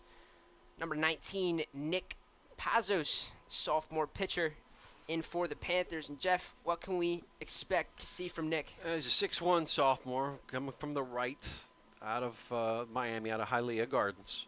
1-1, 6.31 ERA, so has given up some runs. 25.2 innings pitched, 22 walks, 36 strikeouts over 6 appearances, so making his 7th appearance of the season, and is coming in with 2 outs and a runner on second, trying to keep this game within striking distance for the Panthers. They're down just 2 runs with 3 innings to go as far as they're concerned, so you don't want any more damage here.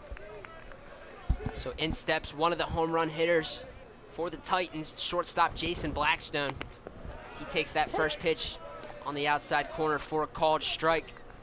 You always want to take that first pitch from a new pitcher just to see what it looks like coming off his hand. Good time to throw something down the middle. As that pitch is taken on the outside corner again. So a quick 0-2 count here for Jason Blackstone. Blackstone trying to add another insurance run on a single here for the Titans. As he calls for time. We'll see a new pitcher for the Titans certainly here when we get to the top of the 7th. So Trey Jackson in line for a win, provided the Titans can hold it. Boy, a hit here will help. 8 hits, 5 runs, 1 error. The Panthers have 3 runs on 5 hits and 2 errors committed.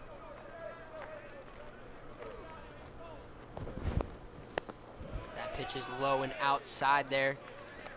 Looked like a slider there, trying to get the outside corner. Just lost a little bit of control. So the count moves to 2-2 here.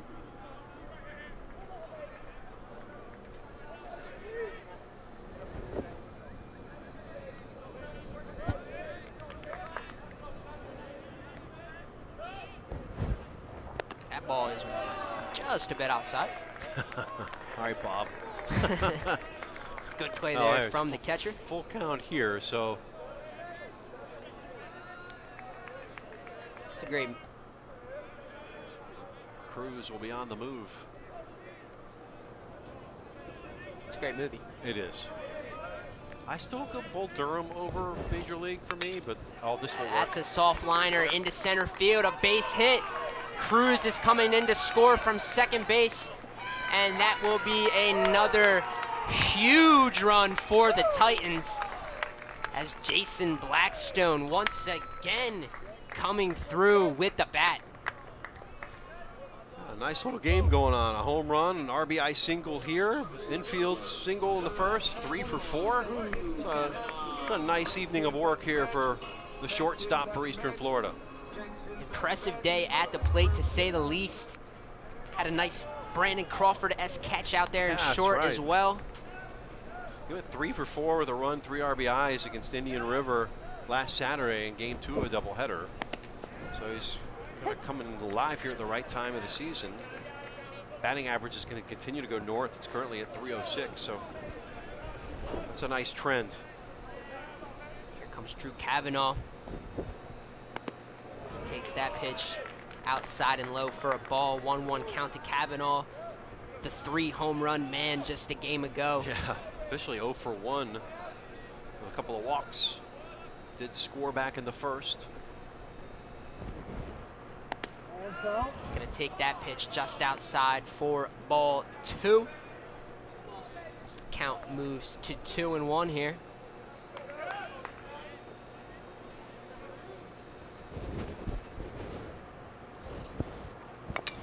Pitch is fouled away. Over to the Panther bullpen, dugout, I should say.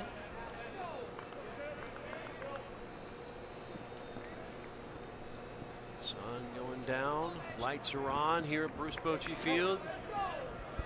Weather will cool a little bit more. It's been perfect. Perfect baseball weather. That pitch is fouled away. I was just about to say, the scene is setting quite beautifully here at Bruce Bochy Field tonight. You alluded to it earlier.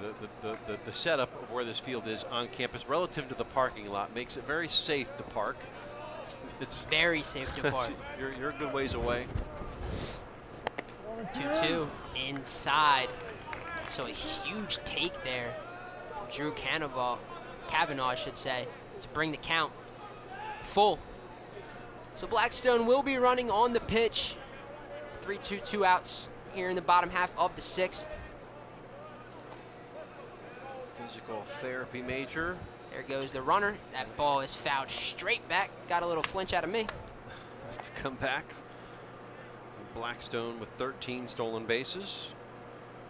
And on this team, that's a moderate amount compared to guys like Dalton Robinson and yes, you are not playing Titan baseball without running bases. And Cruz. Yeah.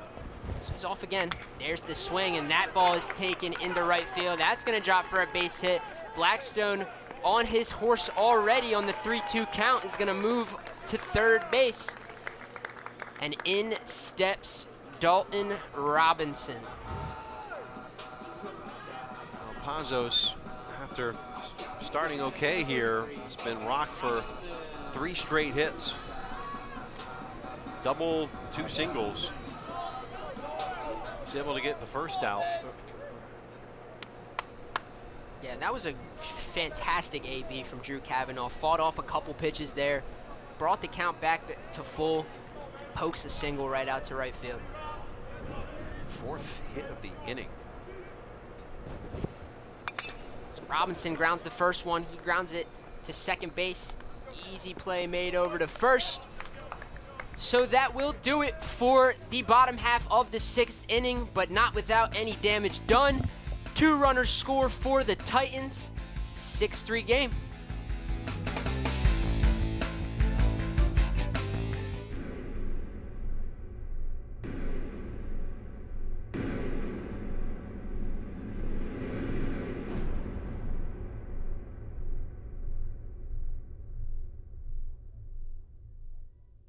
My name is Kaylee Majeka, and I am in the welding program at Eastern Florida State College. I wanted to get into the program to further extend knowledge and just be able to make a career out of something that I really enjoyed doing. The program is about 9 months. I don't know anyone else in the local area that does have a program like this. This is right up my alley. So that's my end goal, is just to have my own business and create things.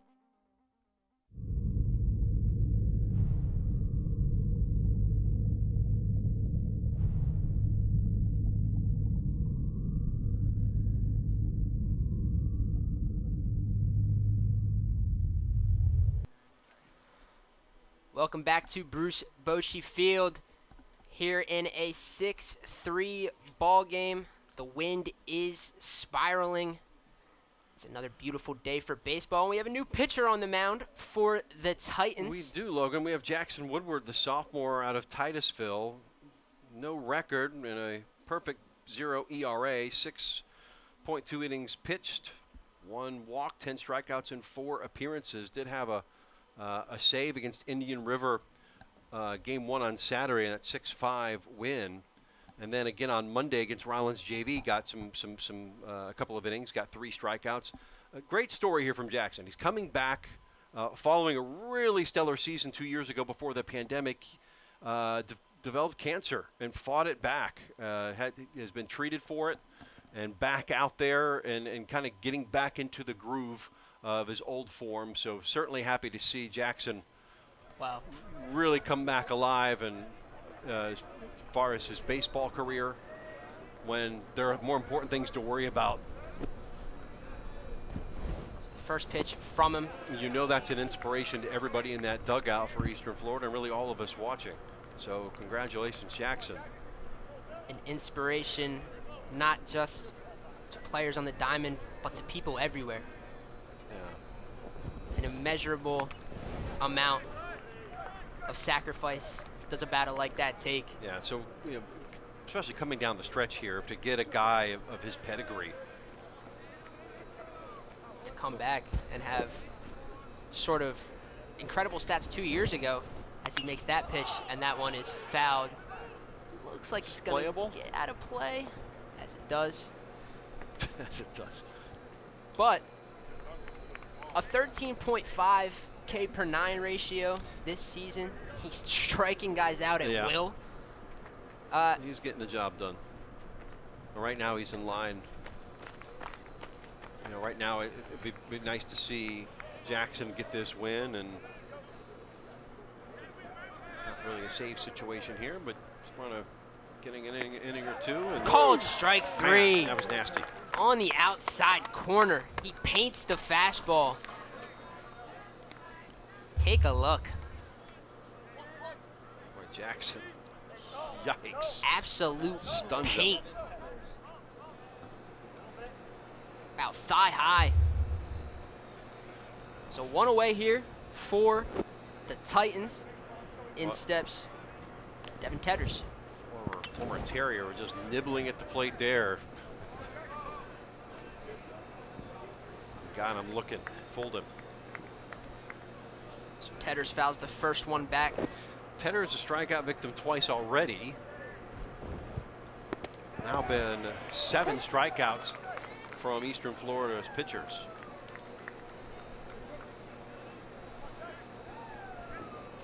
So a quick 0-2 count here to Tedders.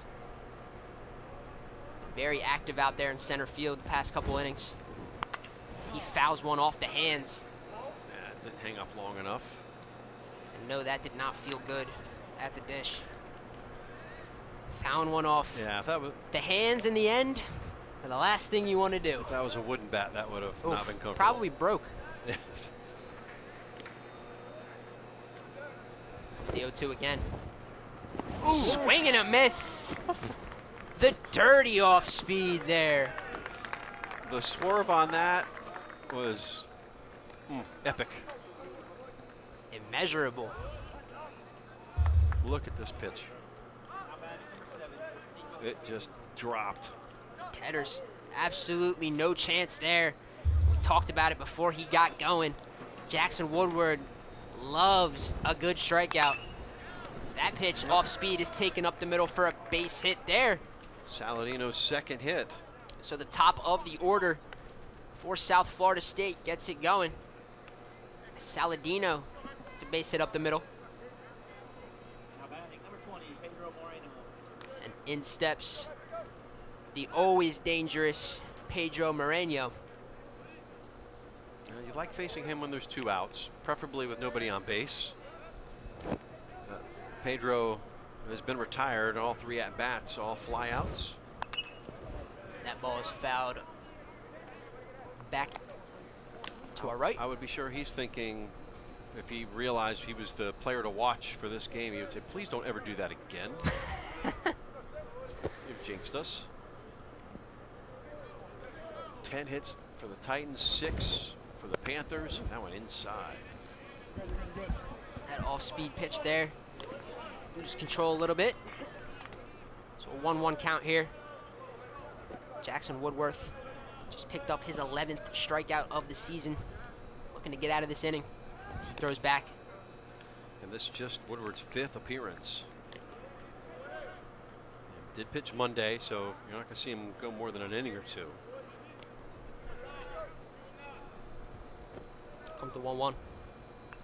That ball is fouled back relatively in the same direction. So the count goes to 1-2 here. He had 6 strikeouts in those last 2 total in 2 appearances. Total of 4 2/3 innings pitched. If your strikeouts are outpacing your innings, you're in a good place. I'd say so. There's the 1-2. A little bit high there. So the count goes to 2-2 here.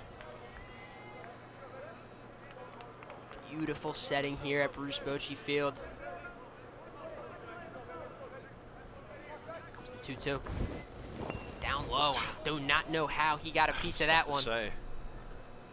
Another nasty off-speed pitch there that really fooled Moreno at the plate, but he got a piece of it. So the count remains 2-2.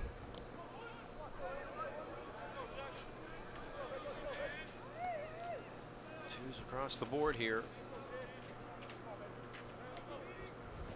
And that ball is hit out into right field. It's gonna drop near the piece of line. hit. Oh, and it's misplayed by the right fielder, and in comes the run. And Montero is going. How about the nasty hop too? A nasty hop to say the least. And Pedro Moreno Damage is done. gets, in my opinion, a single and another error out there in right field. It must be slippery out there in right. I've seen a couple guys now lose their footing trying to make a play. Trying to barehand that. And now you've got another run at third, so the tying run now at the plate. Look, don't take any credit away from Moreno, who's had a really good piece of hitting there. Dropped it in and But that should be a in single. front of Taylor, yeah. That should be a single, realistically a double at most, and no runners run on scored. the corner, yeah. Okay, still got 2 outs. Just worry about the batter here. So a runner on third, and once again, the Panthers threatening to take away the insurance runs. The Titans keep adding onto the board. That ball is taken low. And a good pitch from Jackson Woodward on that last hit as well. He just got beat by a better swing. Comes the 2-1. That pitch is fouled straight back. So the count goes to 2-2 here. So after what looked like could have been a relatively smooth sailing inning for the Titans, gone a little bit south. So trying to keep it a 2-run lead here. As that pitch is taken inside as the count goes to full. Wilder 0 for 3, 2 strikeouts and a ground out to short. Love an RBI here. Comes the 3-2. That ball is going to be taken high for a ball. And you need to be careful here, because here comes the 2-home run man himself. 2 home runs that couldn't get an assist even if they wanted to. Coach Brown gonna come out and have a talk here.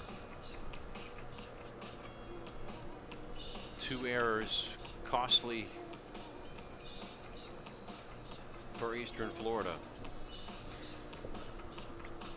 So we'll take this time to showcase the Eastern Florida State College Parent Preview Night.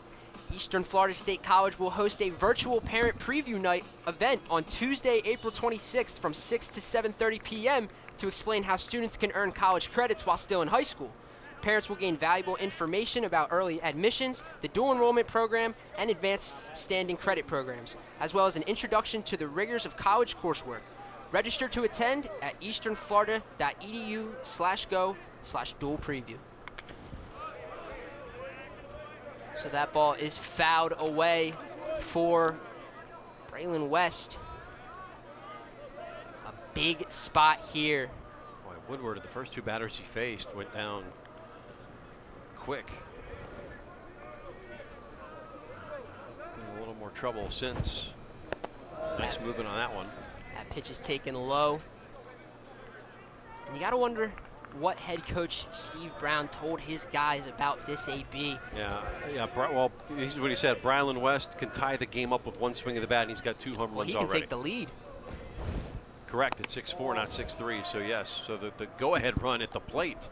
Yes, a big, big moment indeed for both sides. So West here. It's a 2-1 count. That ball is taken for a strike. So another good pitch there from Jackson Woodward. And it is power versus power here. This next pitch is so huge. 2-2 count, 2 outs, 6-4. Titans clinging to a 2-run lead. Oh, check this swing. And that ball is taken up high, so the runner at first will be on the move here. Full count, 2 outs. 6-4 Titans. Here's the pitch. Called strike man. 3. Cha-ching. Painted on the corner for Jackson Woodward. Oh. He gets yet another strikeout to tally to his already impressive line of work so far this year. Gets the 2 home run hitter to get caught looking. Yeah, the face says it all. So we are going to the bottom half of the 7th. Stand up and stretch at home if you must. Titans still clinging to that 6-4 lead as you see Jackson Woodward there getting a drink of water. A water he so rightfully deserves. Yeah, he had to work a little bit there, but was able to get out of it. Hey, 3 strikeouts in an inning, you'll take it. Hey, an investment in Eastern Florida State College is an investment in higher education, the foundation for the nation's political and economic success. Communities that support higher education flourish, and every dollar that you invest in Eastern Florida State College is a dollar invested in our community. Contact the EFSC Foundation and Alumni Association at 321-433-7055. The number's on your screen. You can learn how you can support Eastern Florida State College. So Nick Pazos coming in for his 2nd inning of work here for the Panthers. And in steps number 2, third baseman Drew Stubbs.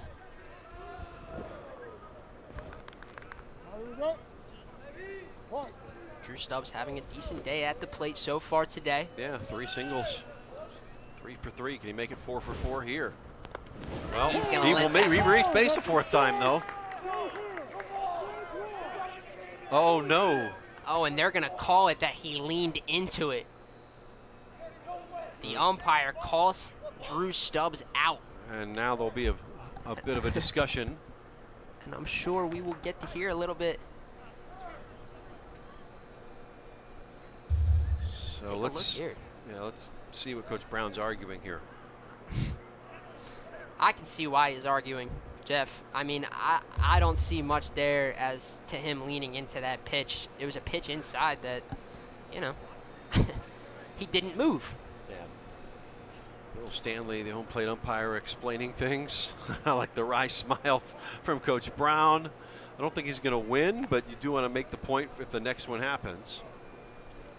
Got to say your piece, right? I mean, how many times do umpires change their mind? 0. Yeah. It's like going a referee in soccer, same thing. Why are you arguing? It's, you know, but the idea is you're working it for later in the game. But it's fun. Yes. And it's good for the fans. Especially in soccer. You know that well. Amen to that. So Drew Stubbs back to the plate here. As he swings and misses there. So I believe, if I'm not mistaken, he gets a called strike for that hit by pitch. Yes. So the count's Should be going to 0-2. move to 0-2.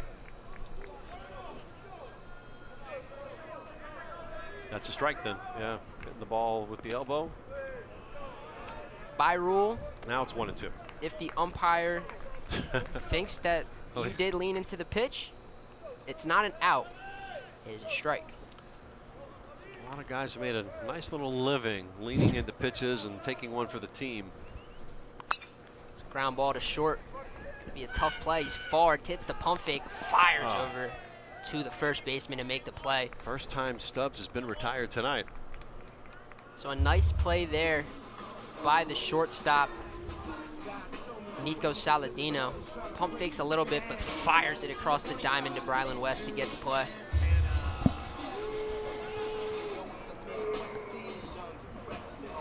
So in steps Jesus Santana. He's due. 0 for 3 tonight. Strikeout, 2 flyouts. One out here in the bottom half of the 7th inning. Santana brags that he knows history. He does not want to remember the first 3 at-bats, though. 2 for 4, an RBI, a stolen base in that 10-0 win against this team back on the 25th of March. Was injured earlier this season, so really trying to get back into form. Wonder what kind of history he likes. Maybe he's a Gilded Age guy. Did not specify, but that sounds like a question you want to have a Renaissance? conversation. I like having conversations with smart guys like that. Always learn something. That ball is fouled away. The count remains 0-2. You want to learn from history, or you're doomed to repeat it. As we Their see, famous quote. all in Europe right now. History repeating itself. Comes the 0-2. That ball is laced. Oh. Caught right Nice. at Saladino at short. So Jesus has nothing to hold on to from that AB other than the fact that he barreled it up. Yeah, good solid contact. But right at the shortstop, Saladino. So in steps number 12, Zachary Taylor. Zachary Taylor, along with Jason Blackstone, has excelled in conference play this year. That ball is, I want to say, Nope, foul. nope. Yes, fouled off his foot, although it was an outstanding play made by the third baseman there, Yeah, and an even better scoop. Taylor 0 for 3. He's gotten a hit in his last 4 games and 10 of his last 12. So this hitting streak will come to an end. Most likely, he may get another crack at it in the late innings here. We're in the bottom of the 7th. Unless he gets a little one Strikeout, here. ground out. Actually, no. Wait a second. No, yeah, 3 strikeout, 2 flyouts. Yes, so this will be his 4th at bat. Taylor, a big fan of the movie The Goonies, and look, what Goonies never say die. And keep in there, takes a strike. 1-2 count here to the Goonie lover himself, Zachary Taylor. Looking to get on here for the first time today. That ball is straight up over to the first baseman, West. He is under it. He's going to make the play. His 3rd pop out in this game.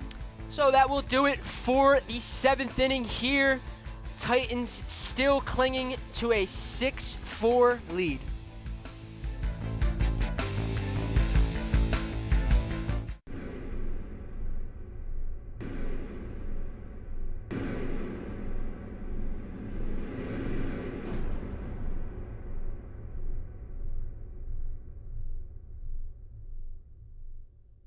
My name is Kaylee Majeka, and I am in the welding program at Eastern Florida State College. I wanted to get into the program to further extend knowledge and just be able to make a career out of something that I really enjoyed doing.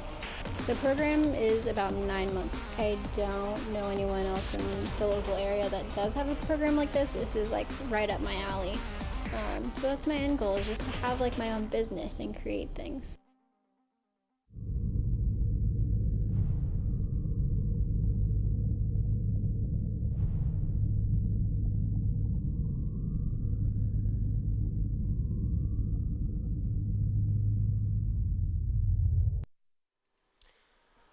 Welcome back to Bruce Bochy Field for the top half of the 8th inning.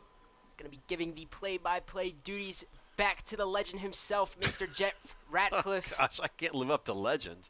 Thanks, Logan. Really appreciate it. Nice job. Good to have you along wherever you happen to be watching. It's a 6-4 lead here for the Titans, looking to get out in front and own second place in the division, and have a couple more innings to do it here. As the top of the 8th, we'll see the 5, 6, and 7 hitters for the visiting Panthers. And first ball picked up by Cruz on to first, one away on one pitch.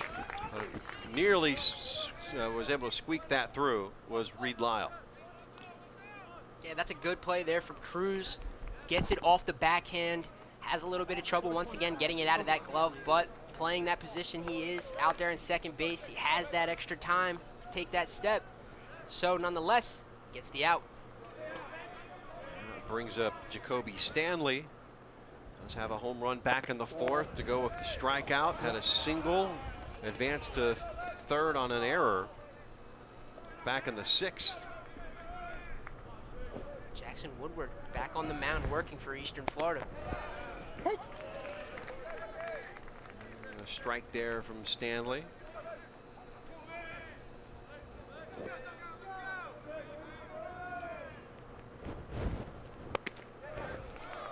Strikeouts in his last inning of work. In between the 2nd and 3rd, though, there was a run scored. In position here to help Trey Jackson earn the win.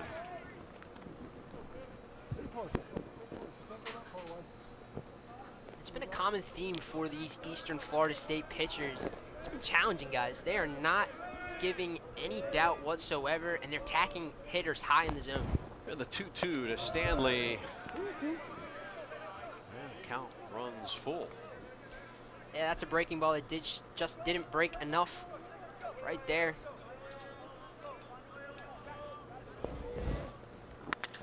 Swung on again, right back to second. And like 2 straight batters, 4-3 on the putout. Is Cruz and Santana teaming up? Yeah, and an underestimated play there from Cruz. He had to run in on that ball to make the play, or that ball was going to short hop him. He went, made the play, made sure that there was no doubt whatsoever that that ball could make some sort of hop that he couldn't handle. Makes the play. Yadiel Martinez, the last chance of this inning, the designated hitter, coming in 0 for 3, lined out to short in the 2nd inning, and has had a couple of strikeouts.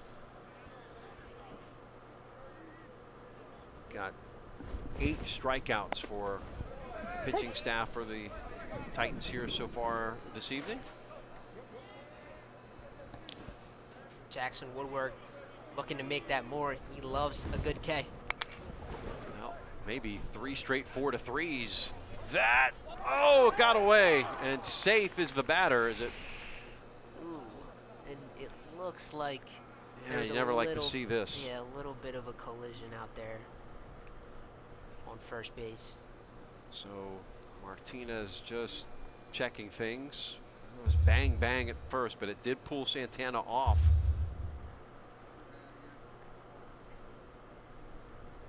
So no 1-2-3 inning, but I think if you're Rick Hitt, you're more concerned about your designated hitter here. Take a look at the replay here. Relatively routine ground ball for Cruz. Makes the play, side shuffles a step, just can't quite make the throw.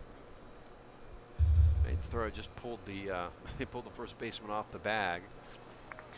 And the thing is that, you know, Martinez wouldn't have tumbled had the play been completed. It's one of those things. Okay, oh, wise get wide. I'm going to make this now because He's okay and will stay in at first. Yes, luckily Martinez is okay. Looked like he was holding his knee there to start the end of that play, so. Yeah, he's got 2 stolen bases. I don't think they're going to risk it now.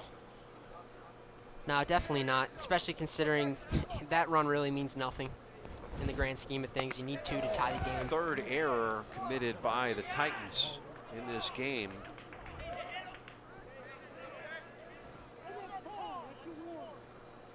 Oh, a warning. Got to simmer down now. According to Bill Stanley, the home plate umpire, don't be arguing balls and strikes. It's a no-no.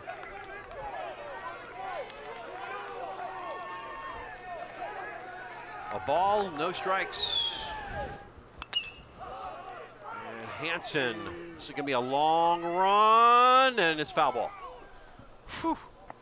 A long run, to say the least. Sprint for Zachary Taylor.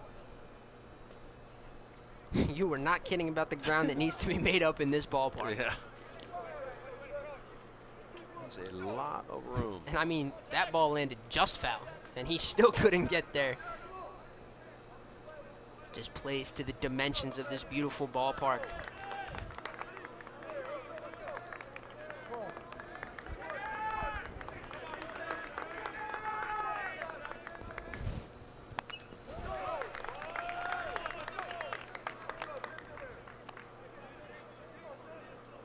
Titans have committed 81 errors coming in. Abmore 84.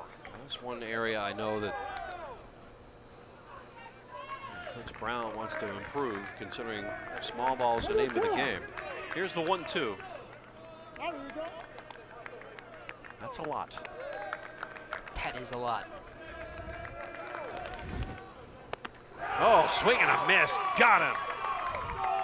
So 4th strikeout, ringing him up and sitting him down is Jackson Woodward.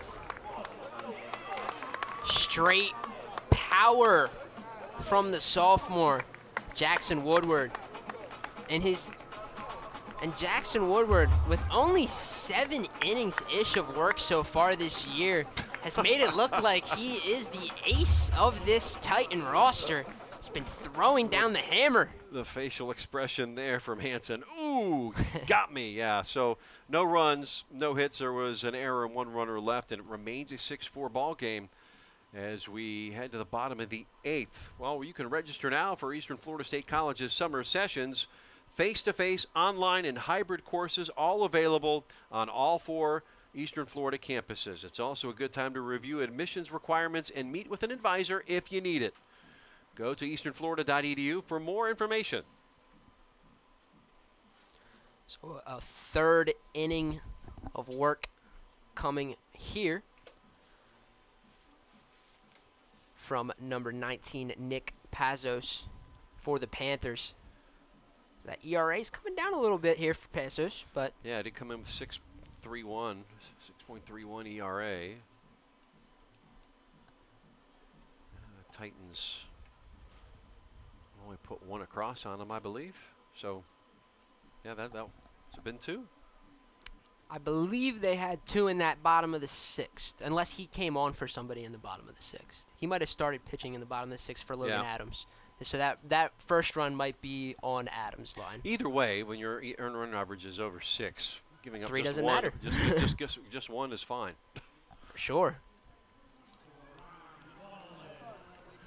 I tell you, you talk with any of these players, the stats don't matter. It's about the W's and playing for something, winning something. Right now, a playoff spot on the line between 3 teams. The Titans would like to get where Miami-Dade College is, but it's just not the reality at the moment. But you can make a big step towards that if you finish strong here in these last 8 games. And should they hold on here, they'll kind of have a leg up. Yeah, and ultimately, you're playing for the guys next to you. Baseball is such a team sport in the aspect of everything you do is individual, but everything you're working towards and everything that you're trying to achieve has something to do with every single guy in that dugout. Wallace 1 for 3, struck out, grounded out, and had a double and scored back in the 6th.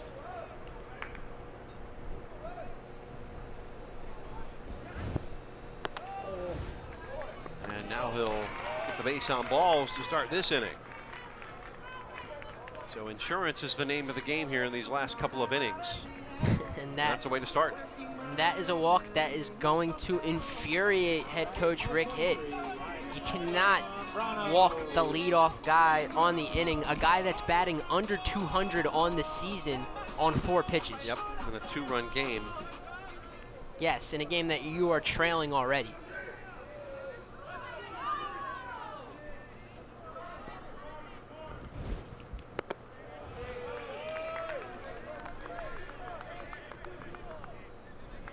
Low. Zambrano trying to turn this order over. He is 0 for 3, strikeout, 2 flyouts. Takes that one upstairs, 2-0. 6 straight balls now out of the hand of Nick Pezos. You gotta wonder if Rick Hitt is thinking about a move. I would think Zambrano can get on here. That may be in the offing. 2-1. Wait. 3-0, excuse me. We had a discrepancy between our score bug and the scoreboard. It is 3-0. And there's a strike. And even that one looked generous. I think that was you've thrown 7 straight balls, you can have that one. Oh. I'm not going to listen to any more balls. And I think Yeah. head coach Steve Brown agrees. All right? No, you're not. Here we go. Well, at least they're on a first-name basis. Come on, Bill. Bill Stanley mic'd up, of course, so that gives us a really good look into things. Or good listen, excuse me, not a look. Swing and a miss. Strike 2.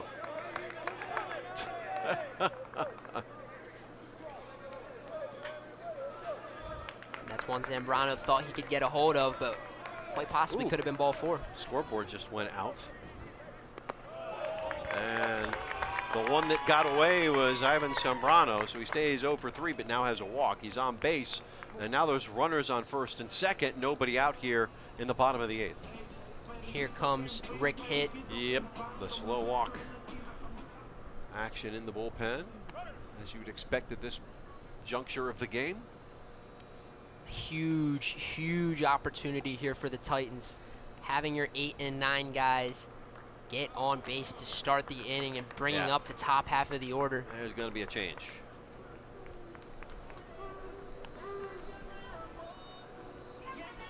Pazos will have a seat. I'll tell you about the reliever here shortly.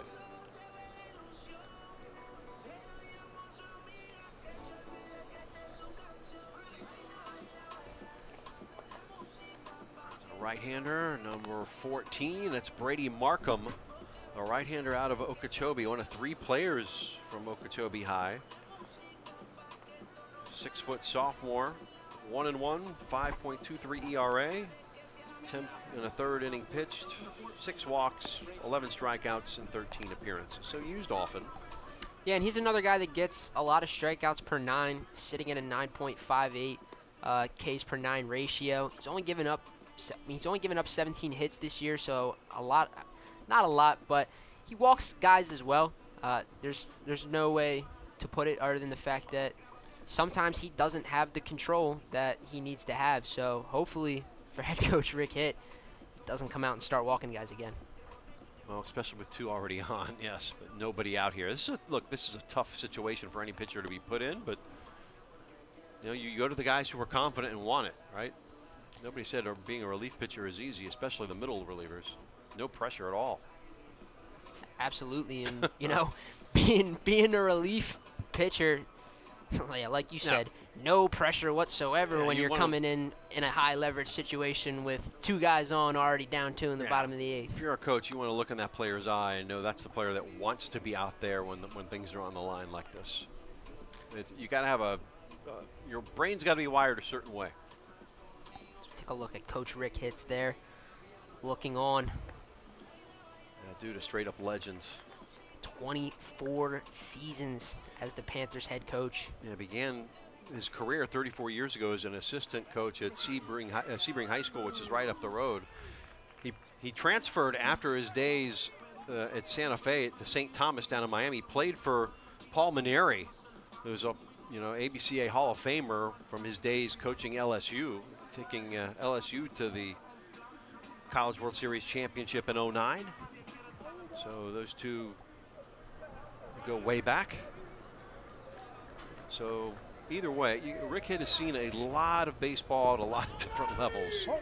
So this game is not going to show anything new. He's probably forgotten more than we've ever known.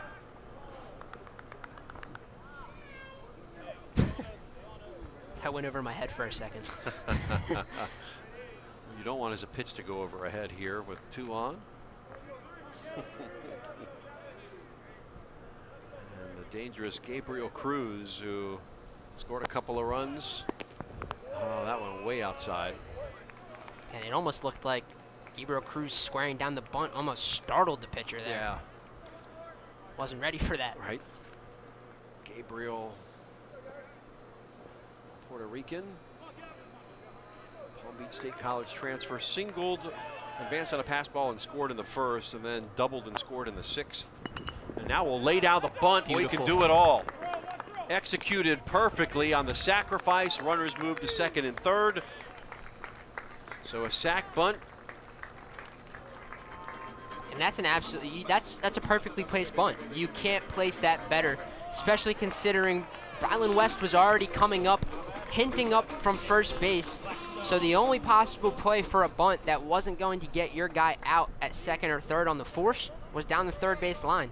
That's exactly what Cruz does there, and now we got 2 guys in scoring position. Well, just the one out. You'll make that trade all day long.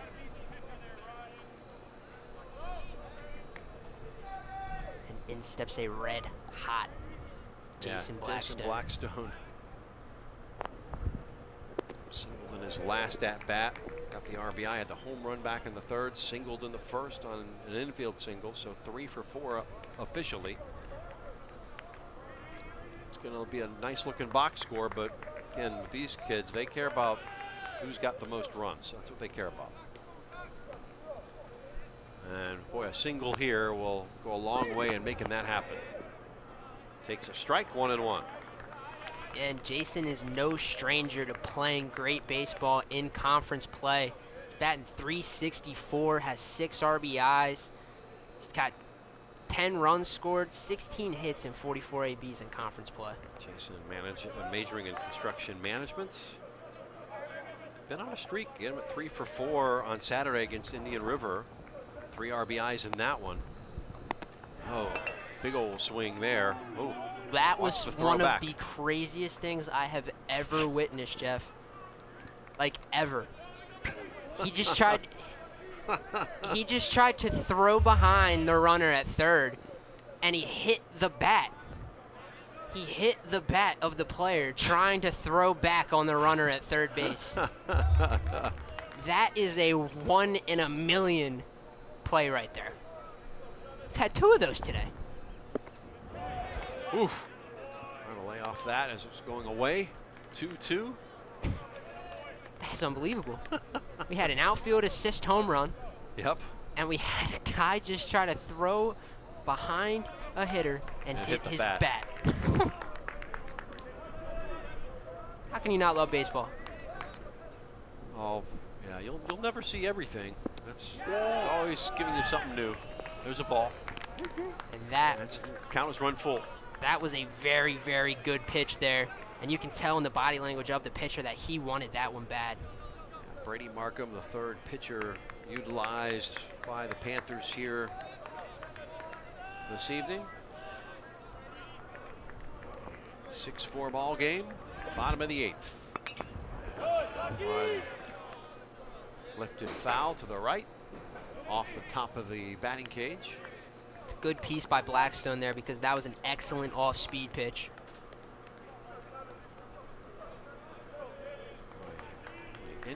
Anything in the outfield is going to score at least 1 run. And Zambrano is no slouch at second base. He has some speed himself, so quite possibly could be 2.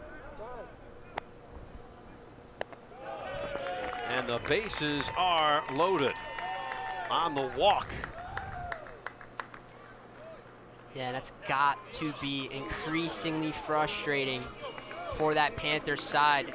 All 3 runners on base right now for the Titans have come by the free bag. And in steps Drew Kavanaugh. Wallace on third, Zambrano on second, Blackstone now on first, and now you've got Kavanaugh to deal with. Have fun with that. 6-foot sophomore, singles to right. Will bring home at least one. There's Wallace. Zambrano into third safely is Blackstone, and Kavanaugh has a 2 RBI single. Kavanaugh wasting no time there, adding 2 insurance runs. Take a look. Short, compact, right to the zone. Finds a hole in between the second and first baseman. West looked like he might have had a play on it, but couldn't make it nonetheless. 2 big runs for the Titans.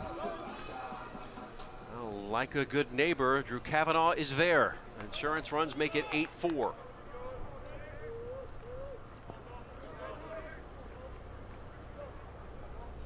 Oh, it's Dalton Robinson, the big guy.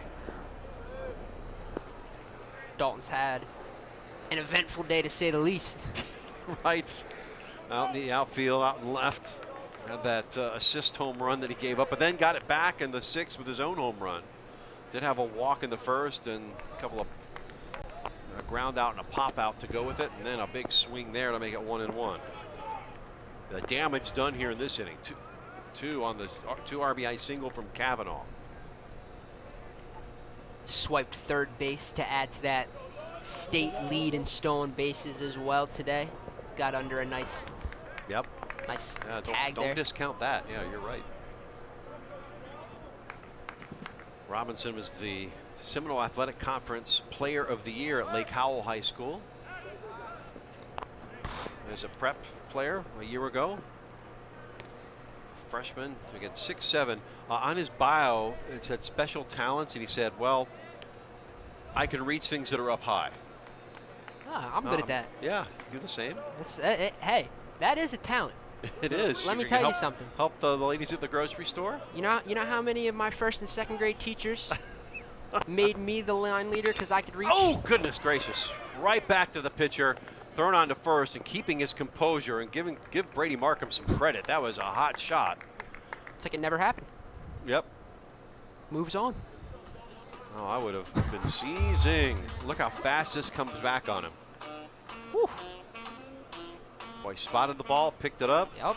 And he had the wits about him to make the play. You know, a lot of guys would get hit, start to feel what just got hurt, and, limp over to the ball. Nope. He went and made the play. And it looks like they're going to take a peek, see if he is okay. Still 2 up in the bullpen here as well. If you're going to go lefty-righty matchup here, maybe you're thinking. Yeah, I think you're right. You're just checking. Took that right off the leg. Yeah, definitely have to make sure. Big second out, though. Oh, absolutely. And the best part about it all is the guy from third didn't score for the Panthers, or for the Titans. The best part for the Panthers is that. Now, Kavanaugh did take second. It's all right, though, because now you got 2 outs, and you just got to get that one at the plate. So all in all, it could have been a lot worse if it didn't hit him, because that's into center field and 1st and 3rd, 9-4. Whoa. Intentional walk here. Okay, not going to waste the time. So now the bases are loaded. There's a play at every bag. And here comes Kanye. Oh, come on, man. That can be misconstrued. This brings up Jesus Santana, who is 0 for 4. Boy, this would be a time to come through. If there was ever a time for Jesus Santana to get his first base knock, it would be right here. Runners all over the base paths right now. 8-4 lead. Bottom of the 8th. Takes a strike. It's a Good off-speed pitch to start the at-bat there. Santana, the 8th player to bat this inning for the Titans. Oh, and that hit him, and that will walk in a run. That'll do it. So the RBI hit by pitch. Take a look Brings here. home Blackstone. Jesus looking for it, eats it. Says, I take those, and I'll take the extra RBI as well. 9-4 ball game here, and the day is done for Brady Markham.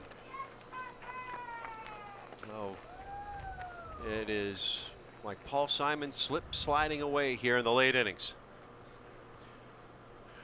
We'll be back and introduce you to the Panthers' next pitcher when we come back here on WEFS.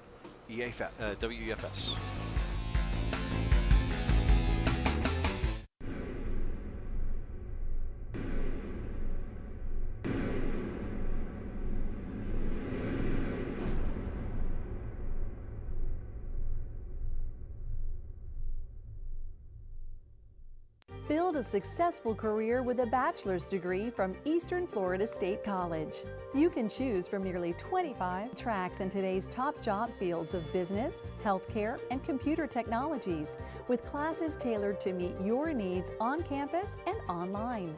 A bright future awaits you with a bachelor's degree from Eastern Florida State College. To learn more, visit easternflorida.edu/go/bachelors.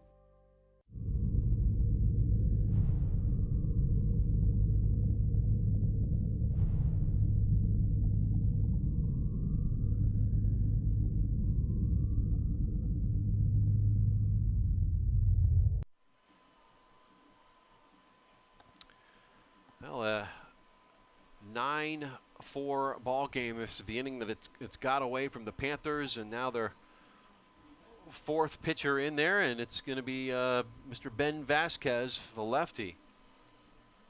Well, Ben Vasquez, the right-hander. pitcher. Excuse me. sorry, right-handed.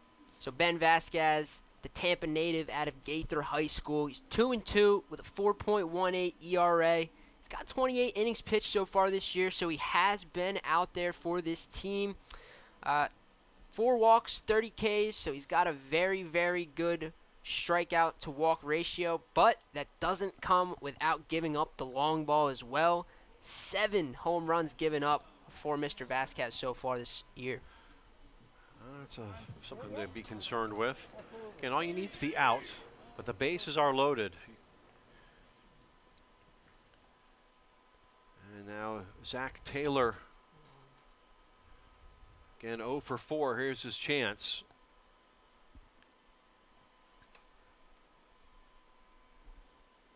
Taylor has 1 home run on the season. Struck out, flat out 3 times. Zachary Taylor has a .050 better batting average against in-conference opponents. Huh. Let's see if he can add to that here. This will effectively end it if he gets ahead now. 5-run cushion here as we really are just 3 outs away if you're the Titans from win number 21 on the season that would get them to 500, and more importantly 5-8 in conference play and put them into 2nd place. Second place. Yeah, unless Indian River beat Miami. I don't have the score in front of me, but that's unlikely. We'll take our chances for now. Yeah. Not impossible. It is baseball. Anything is possible. For sure. 0-2 here for Wallace. Go ahead. But we'll take our chances for now. Yep. Considering 12-0 already, conference record. Foul to stay alive here. Here comes that beautiful Florida night sky. And Zach Taylor has a 4-game hit streak on the line here. This is his last chance to extend it.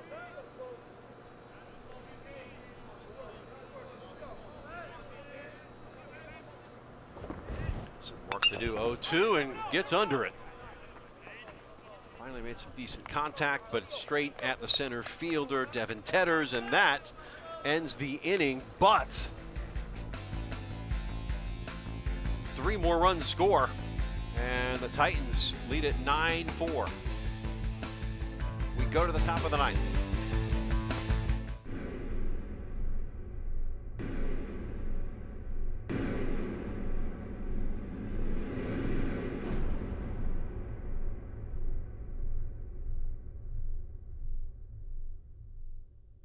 The engineering technology program is a 2-year AS degree. It's a lot of hands-on, a lot of industry skills, and our programs are up to date with the local demand. We talk to the local industry and ask them what do they need from our graduate. And so far we're providing a good workforce for the Brevard area. When the student graduate from this program, actually we have a waiting list. A lot of companies want some of our graduates yesterday.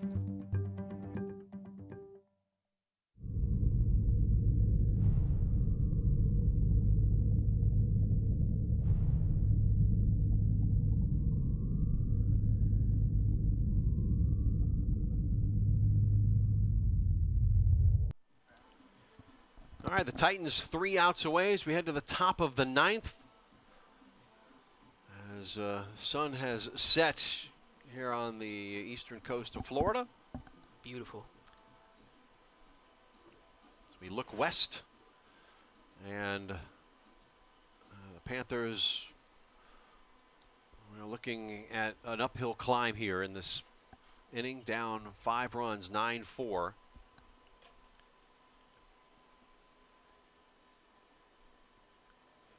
And staying out there is Woodward.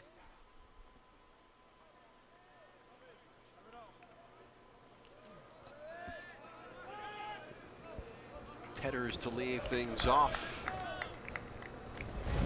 9-1-2 scheduled to bat this inning.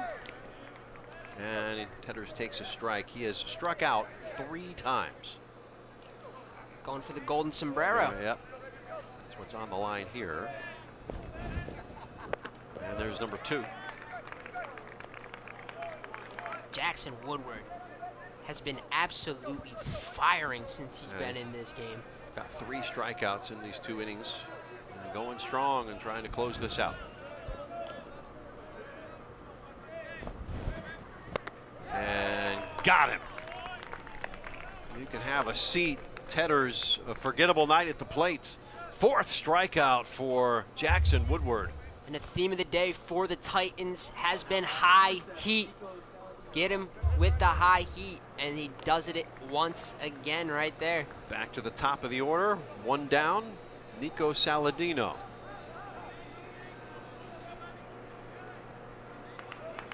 Saladino flied out. Twice had a single. 2 singles for the 5th and 7th inning. Came around to score in the 7th.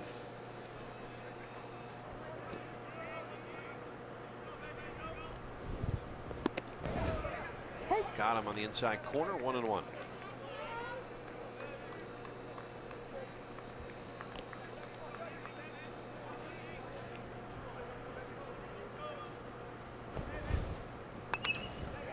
A piece of that fouled off to the left. 1-2. Saladino has had a pretty good day at the plate so far today. May drop in, so this won't be a 1-2-3 inning. Saladino his 3rd hit, and it comes with 1 away here in the top of the 9th. Yeah, solid contact there, stays within himself, got it off the end of the bat a little bit, but had enough torque on that swing to bloop it over Blackstone's head. Woodward with some work to do now. He's facing the heart of the order. Pedro Moreno singled, advanced on an error, an RBI in the 7th inning. These top 4 guys for South Florida State have not been an easy out every time they go up to the plate. Put in play, misplayed at third by Stubbs. It was a hot shot, though. I think you give him a hit there. Runners first and second. That wasn't an easy play. Yeah, that one's tough to judge. Yes, that one's tough to judge. That's going to be hard for the scorekeeper. I will say, just on the fact that it hit off his glove. And he's at home. Yeah, that's going to be a hit. 9th hit. Now you've got 1 out and 2 on. Hunter Wilder now, who is due. 0 for 3 with a walk. Low. There's activity in the bullpen for Eastern Florida. They want to see this thing out. Titans have won 3 in a row, 4 of their last 5, trying to make it 4 and then 5 and 6. Right up the middle, base hit. This will score at least 1. Nope, they're going to hold him. Well, good job in center field by Zambrano. So Wilder gets his first hit. Good time for it. So 3 straight singles. Let's take a look here. Wilder stays square, hits it right back where it came from. And now, Panthers are threatening. Bases are corroded. Brian West, who has 2 home runs tonight, to go with a strikeout and a flyout. West looking to do some damage here. Looking for his 3rd home run. That ball's taken low. It looks like the battery is going to talk it out here. Yeah, we may have a pitching change before too long. So running out of steam here. As Woodward is on the hook for these. 9-4, 1 swing of the bat would make it a 1-run ball game. How big are those insurance runs now? Absolutely, and it's ever so important that they kept adding to it, because they've had they were up 2 throughout this game up until that the 2 solo home runs in the 4th. So they've gradually been up at least 2 runs throughout. Yep. So it's all important now. Brylan West, 6'5" freshman out of Tampa. Confident stance, swings at that one. And Woodward challenged him there. Fastball inside. He's not going to back down. He hasn't backed down for much, has he? Tries to get him to chase, and he will not. It's a good pitch there. West now at 7 home runs. Led the team coming in batting average. That's only going to go up. 369 coming in. Well, this is not the guy you want to face in a bases loaded situation. And he knocks it to center. This is going to be a long run, and that will empty some of these bases. 1 run is in. 2nd one comes on down. It's a 2 RBI single for Brylan West. The kid can flat out hit. What can you say? I mean, take a look at it here. He has stayed so compact and in the zone throughout his entire day today. I mean, hits it into the gap. This is something that he hasn't done all day, is drive the ball to the opposite side of the field, and he's showcasing that he can drive the ball anywhere. So we see a pitching change here now for the Titans. Yeah, to see that coming after that rocket to center.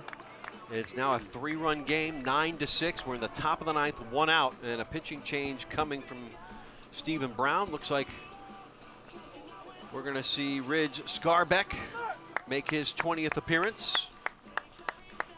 Scarbeck out of Mel High from Indy Atlantic.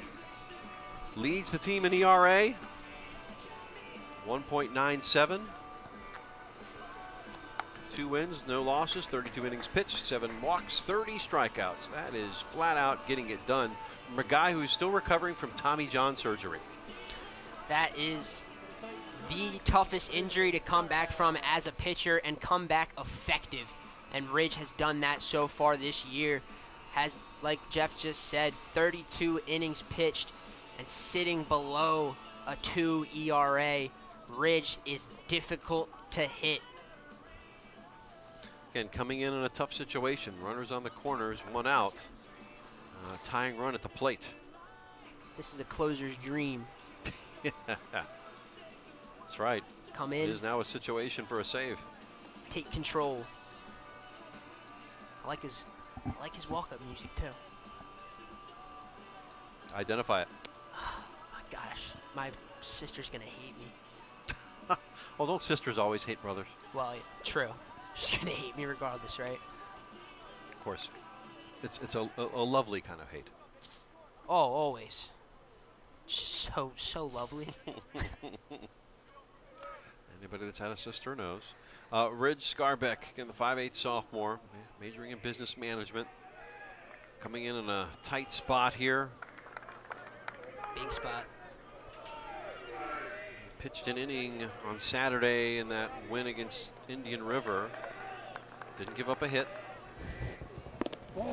Last time he faced South Florida State College, as he's behind the count 1-0. Pitched an inning, gave up 2 hits. Also a walk. It was still a 10-0 win for Eastern Florida. Did not matter in that situation. It does matter here. And he's behind the count 2-0. Yes, so for Ridge, the most important thing here is, those strikes, handle the batters. Don't worry about the guys on base, because luckily right now, the only guy that can still damage you is that guy at the plate. Low ball 3. And one ball away from loading the bases again. Whew. One ball away from some serious trouble. Now taking a strike all the way. It's your coach to do on 3-0. Unless you see that perfect one. Lyle will take and draw the walk. Bases are loaded. And in steps another home run hitter already tonight, or today I should say. Jacoby Stanley homered back in the 4th. Also had a single and advanced to 3rd on an error back in the 6th. Struck out and grounded out as well. Boy, double play ball would be good here. The defense for Eastern Florida has only turned 7 of them the entire season. This is Stanley. Outside and really struggling to find the zone here is Scarbeck. Stanley's another guy you need to be careful with, considering that he has shown just in this game alone, he can drive the ball to all parts of the field.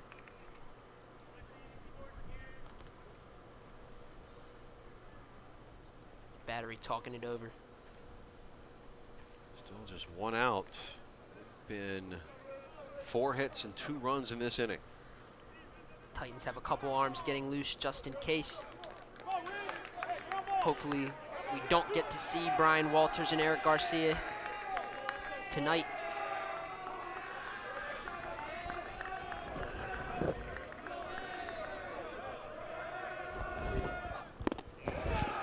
Got it on the outside corner. It's a big pitch there for Ridge, getting a little bit of confidence back. These 2 teams will play again at South Florida State College at 5 o'clock there in Avon Park on Friday. Outside a ball, 2-1. 2-1. Just as can't bang it inside. It's a huge pitch. 2-1 to Jacoby Stanley. Swing and a miss. Yeah, Ridge absolutely needed that one. Can't fall down 3-1. Stanley coming into this game batting .346, 3 home runs, 19 ribbies.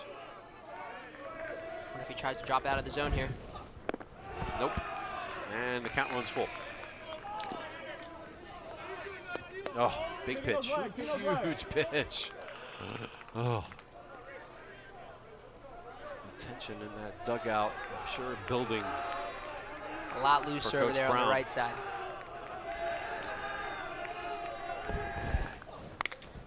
Got him to pop it up. calling it off and making the grab and keeping everybody home was Gabriel Cruz. I got it. That is an outstandingly difficult play that Gabriel Cruz once again made look easy. If you look at Jesus Santana over here, he has no chance of catching this ball. He's trying to find it backwards. He would have to make a Willie Mays catch, turn around. Cruz came and took control of the play because he could run towards the ball. Yes. And that's why he made the play, and a huge, huge out for the Titans. That brings up Yadiel Martinez, who is 0 for 3. Didn't reach on an error in his last at bat. And that one just missed. Wonder where that one missed. I wonder if Steve Brown had something to say about that one. Martinez, the 8th batter to come to the plate this inning. Bases loaded. He is the winning run. No pressure for anybody. Say that facetiously. Just sole place of second place up for grabs. That's all. Came in, got him just on the outside corner. 2-1. 2-1. Tension is high here at Bruce Bochy Field now. Ooh. 3-1. Just outside. Another close call there. Got to come in now. Expect Ridge to challenge him here. Ground ball, left side, picked up by Stubbs, over to first in time, and that is the ball game. Woo! Some nervy moments there in that 9th inning, but the Titans get it done. They win it 9-6 over South Florida State College. Well, we'll come and wrap this baby up when we come back. You're watching Titans baseball on WEFS. It's a 9-6 Titans winner.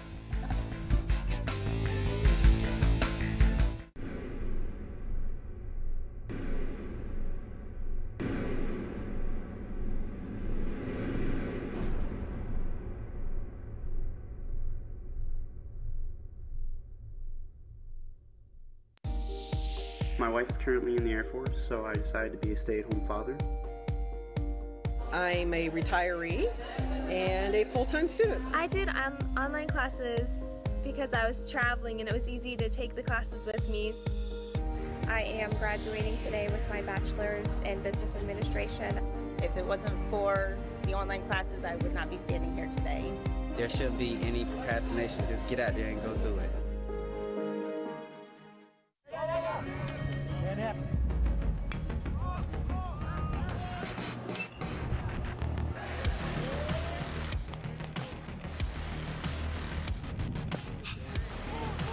The Eastern Florida Titans baseball team returns to WEFS on Wednesday to battle the Miami-Dade Sharks.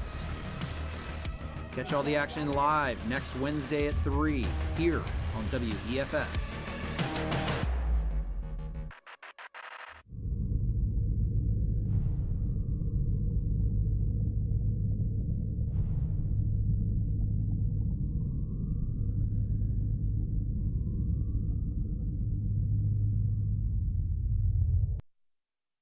A 9-6 Titans win. They had scored 3 in that 8th inning. A comfortable advantage, you would think, but then allowed 2 in the 9th inning to make that a little more closer to comfort. But in the end, the ground ball to third base. Stubbs thrown on to first to secure their 21st victory of the season. Joined now by the head coach, Stephen Brown. Hey, 21-1. More importantly, 5-8 on the season, Coach. What was that 9th inning there like for you, sitting there in that dugout? Man, you know, the closing the games is the toughest thing for me because I was a closer, you know. So you got to just take deep breaths. You know, I tell my pitchers, you know, it takes one pitch to get 3 outs, a triple play. You know, so you got to pound the strike zone. You got to go right after guys, and you got to give it to South Florida, man. They really swung it late in the game, and it was a good job by our defense making a play. Coach, Jackson Woodward, an unbelievable game in relief for you guys.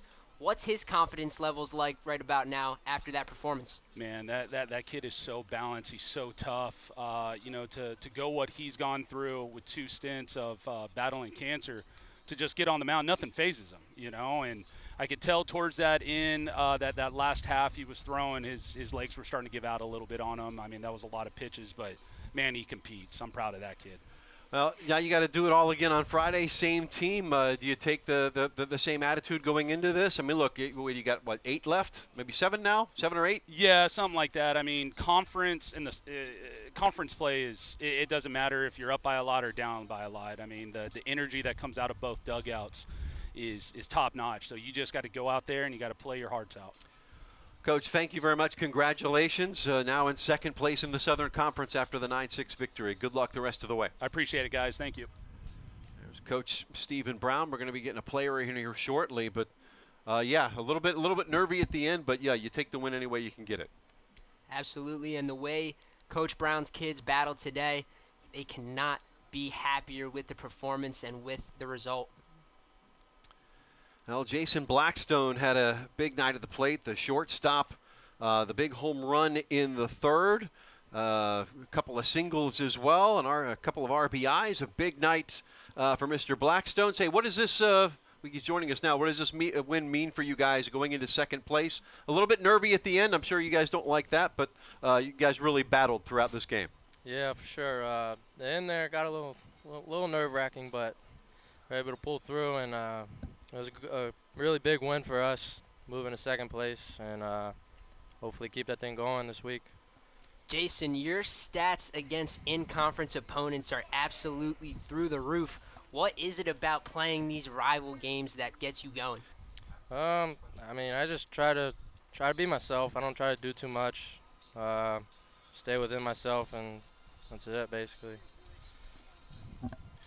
Oh, Jason, congratulations. Big win for you guys now on a 4-game hit streak for you personally. I know that's not what you guys ever worry about. It's worried about the W's and getting those things locked up in the column. Good luck the rest of the way. Thank you. Appreciate it. That was Jason Blackstone, big home run. That happened in inning number 3 that really started to get things going, get the bats going for Eastern Florida State College. Well, thanks for watching tonight. A fun one. 9-6 the final as these two teams combined for 4 home runs and 15 runs total. Titans improved to 5-8 in conference play. That's the most important takeaway tonight. For Logan Peter, my partner, our director, Roger Hayward, producer, Brian Foster, and our entire WEFS crew, I'm Jeff Radcliffe saying so long. Titans win tonight 9-6. Good night.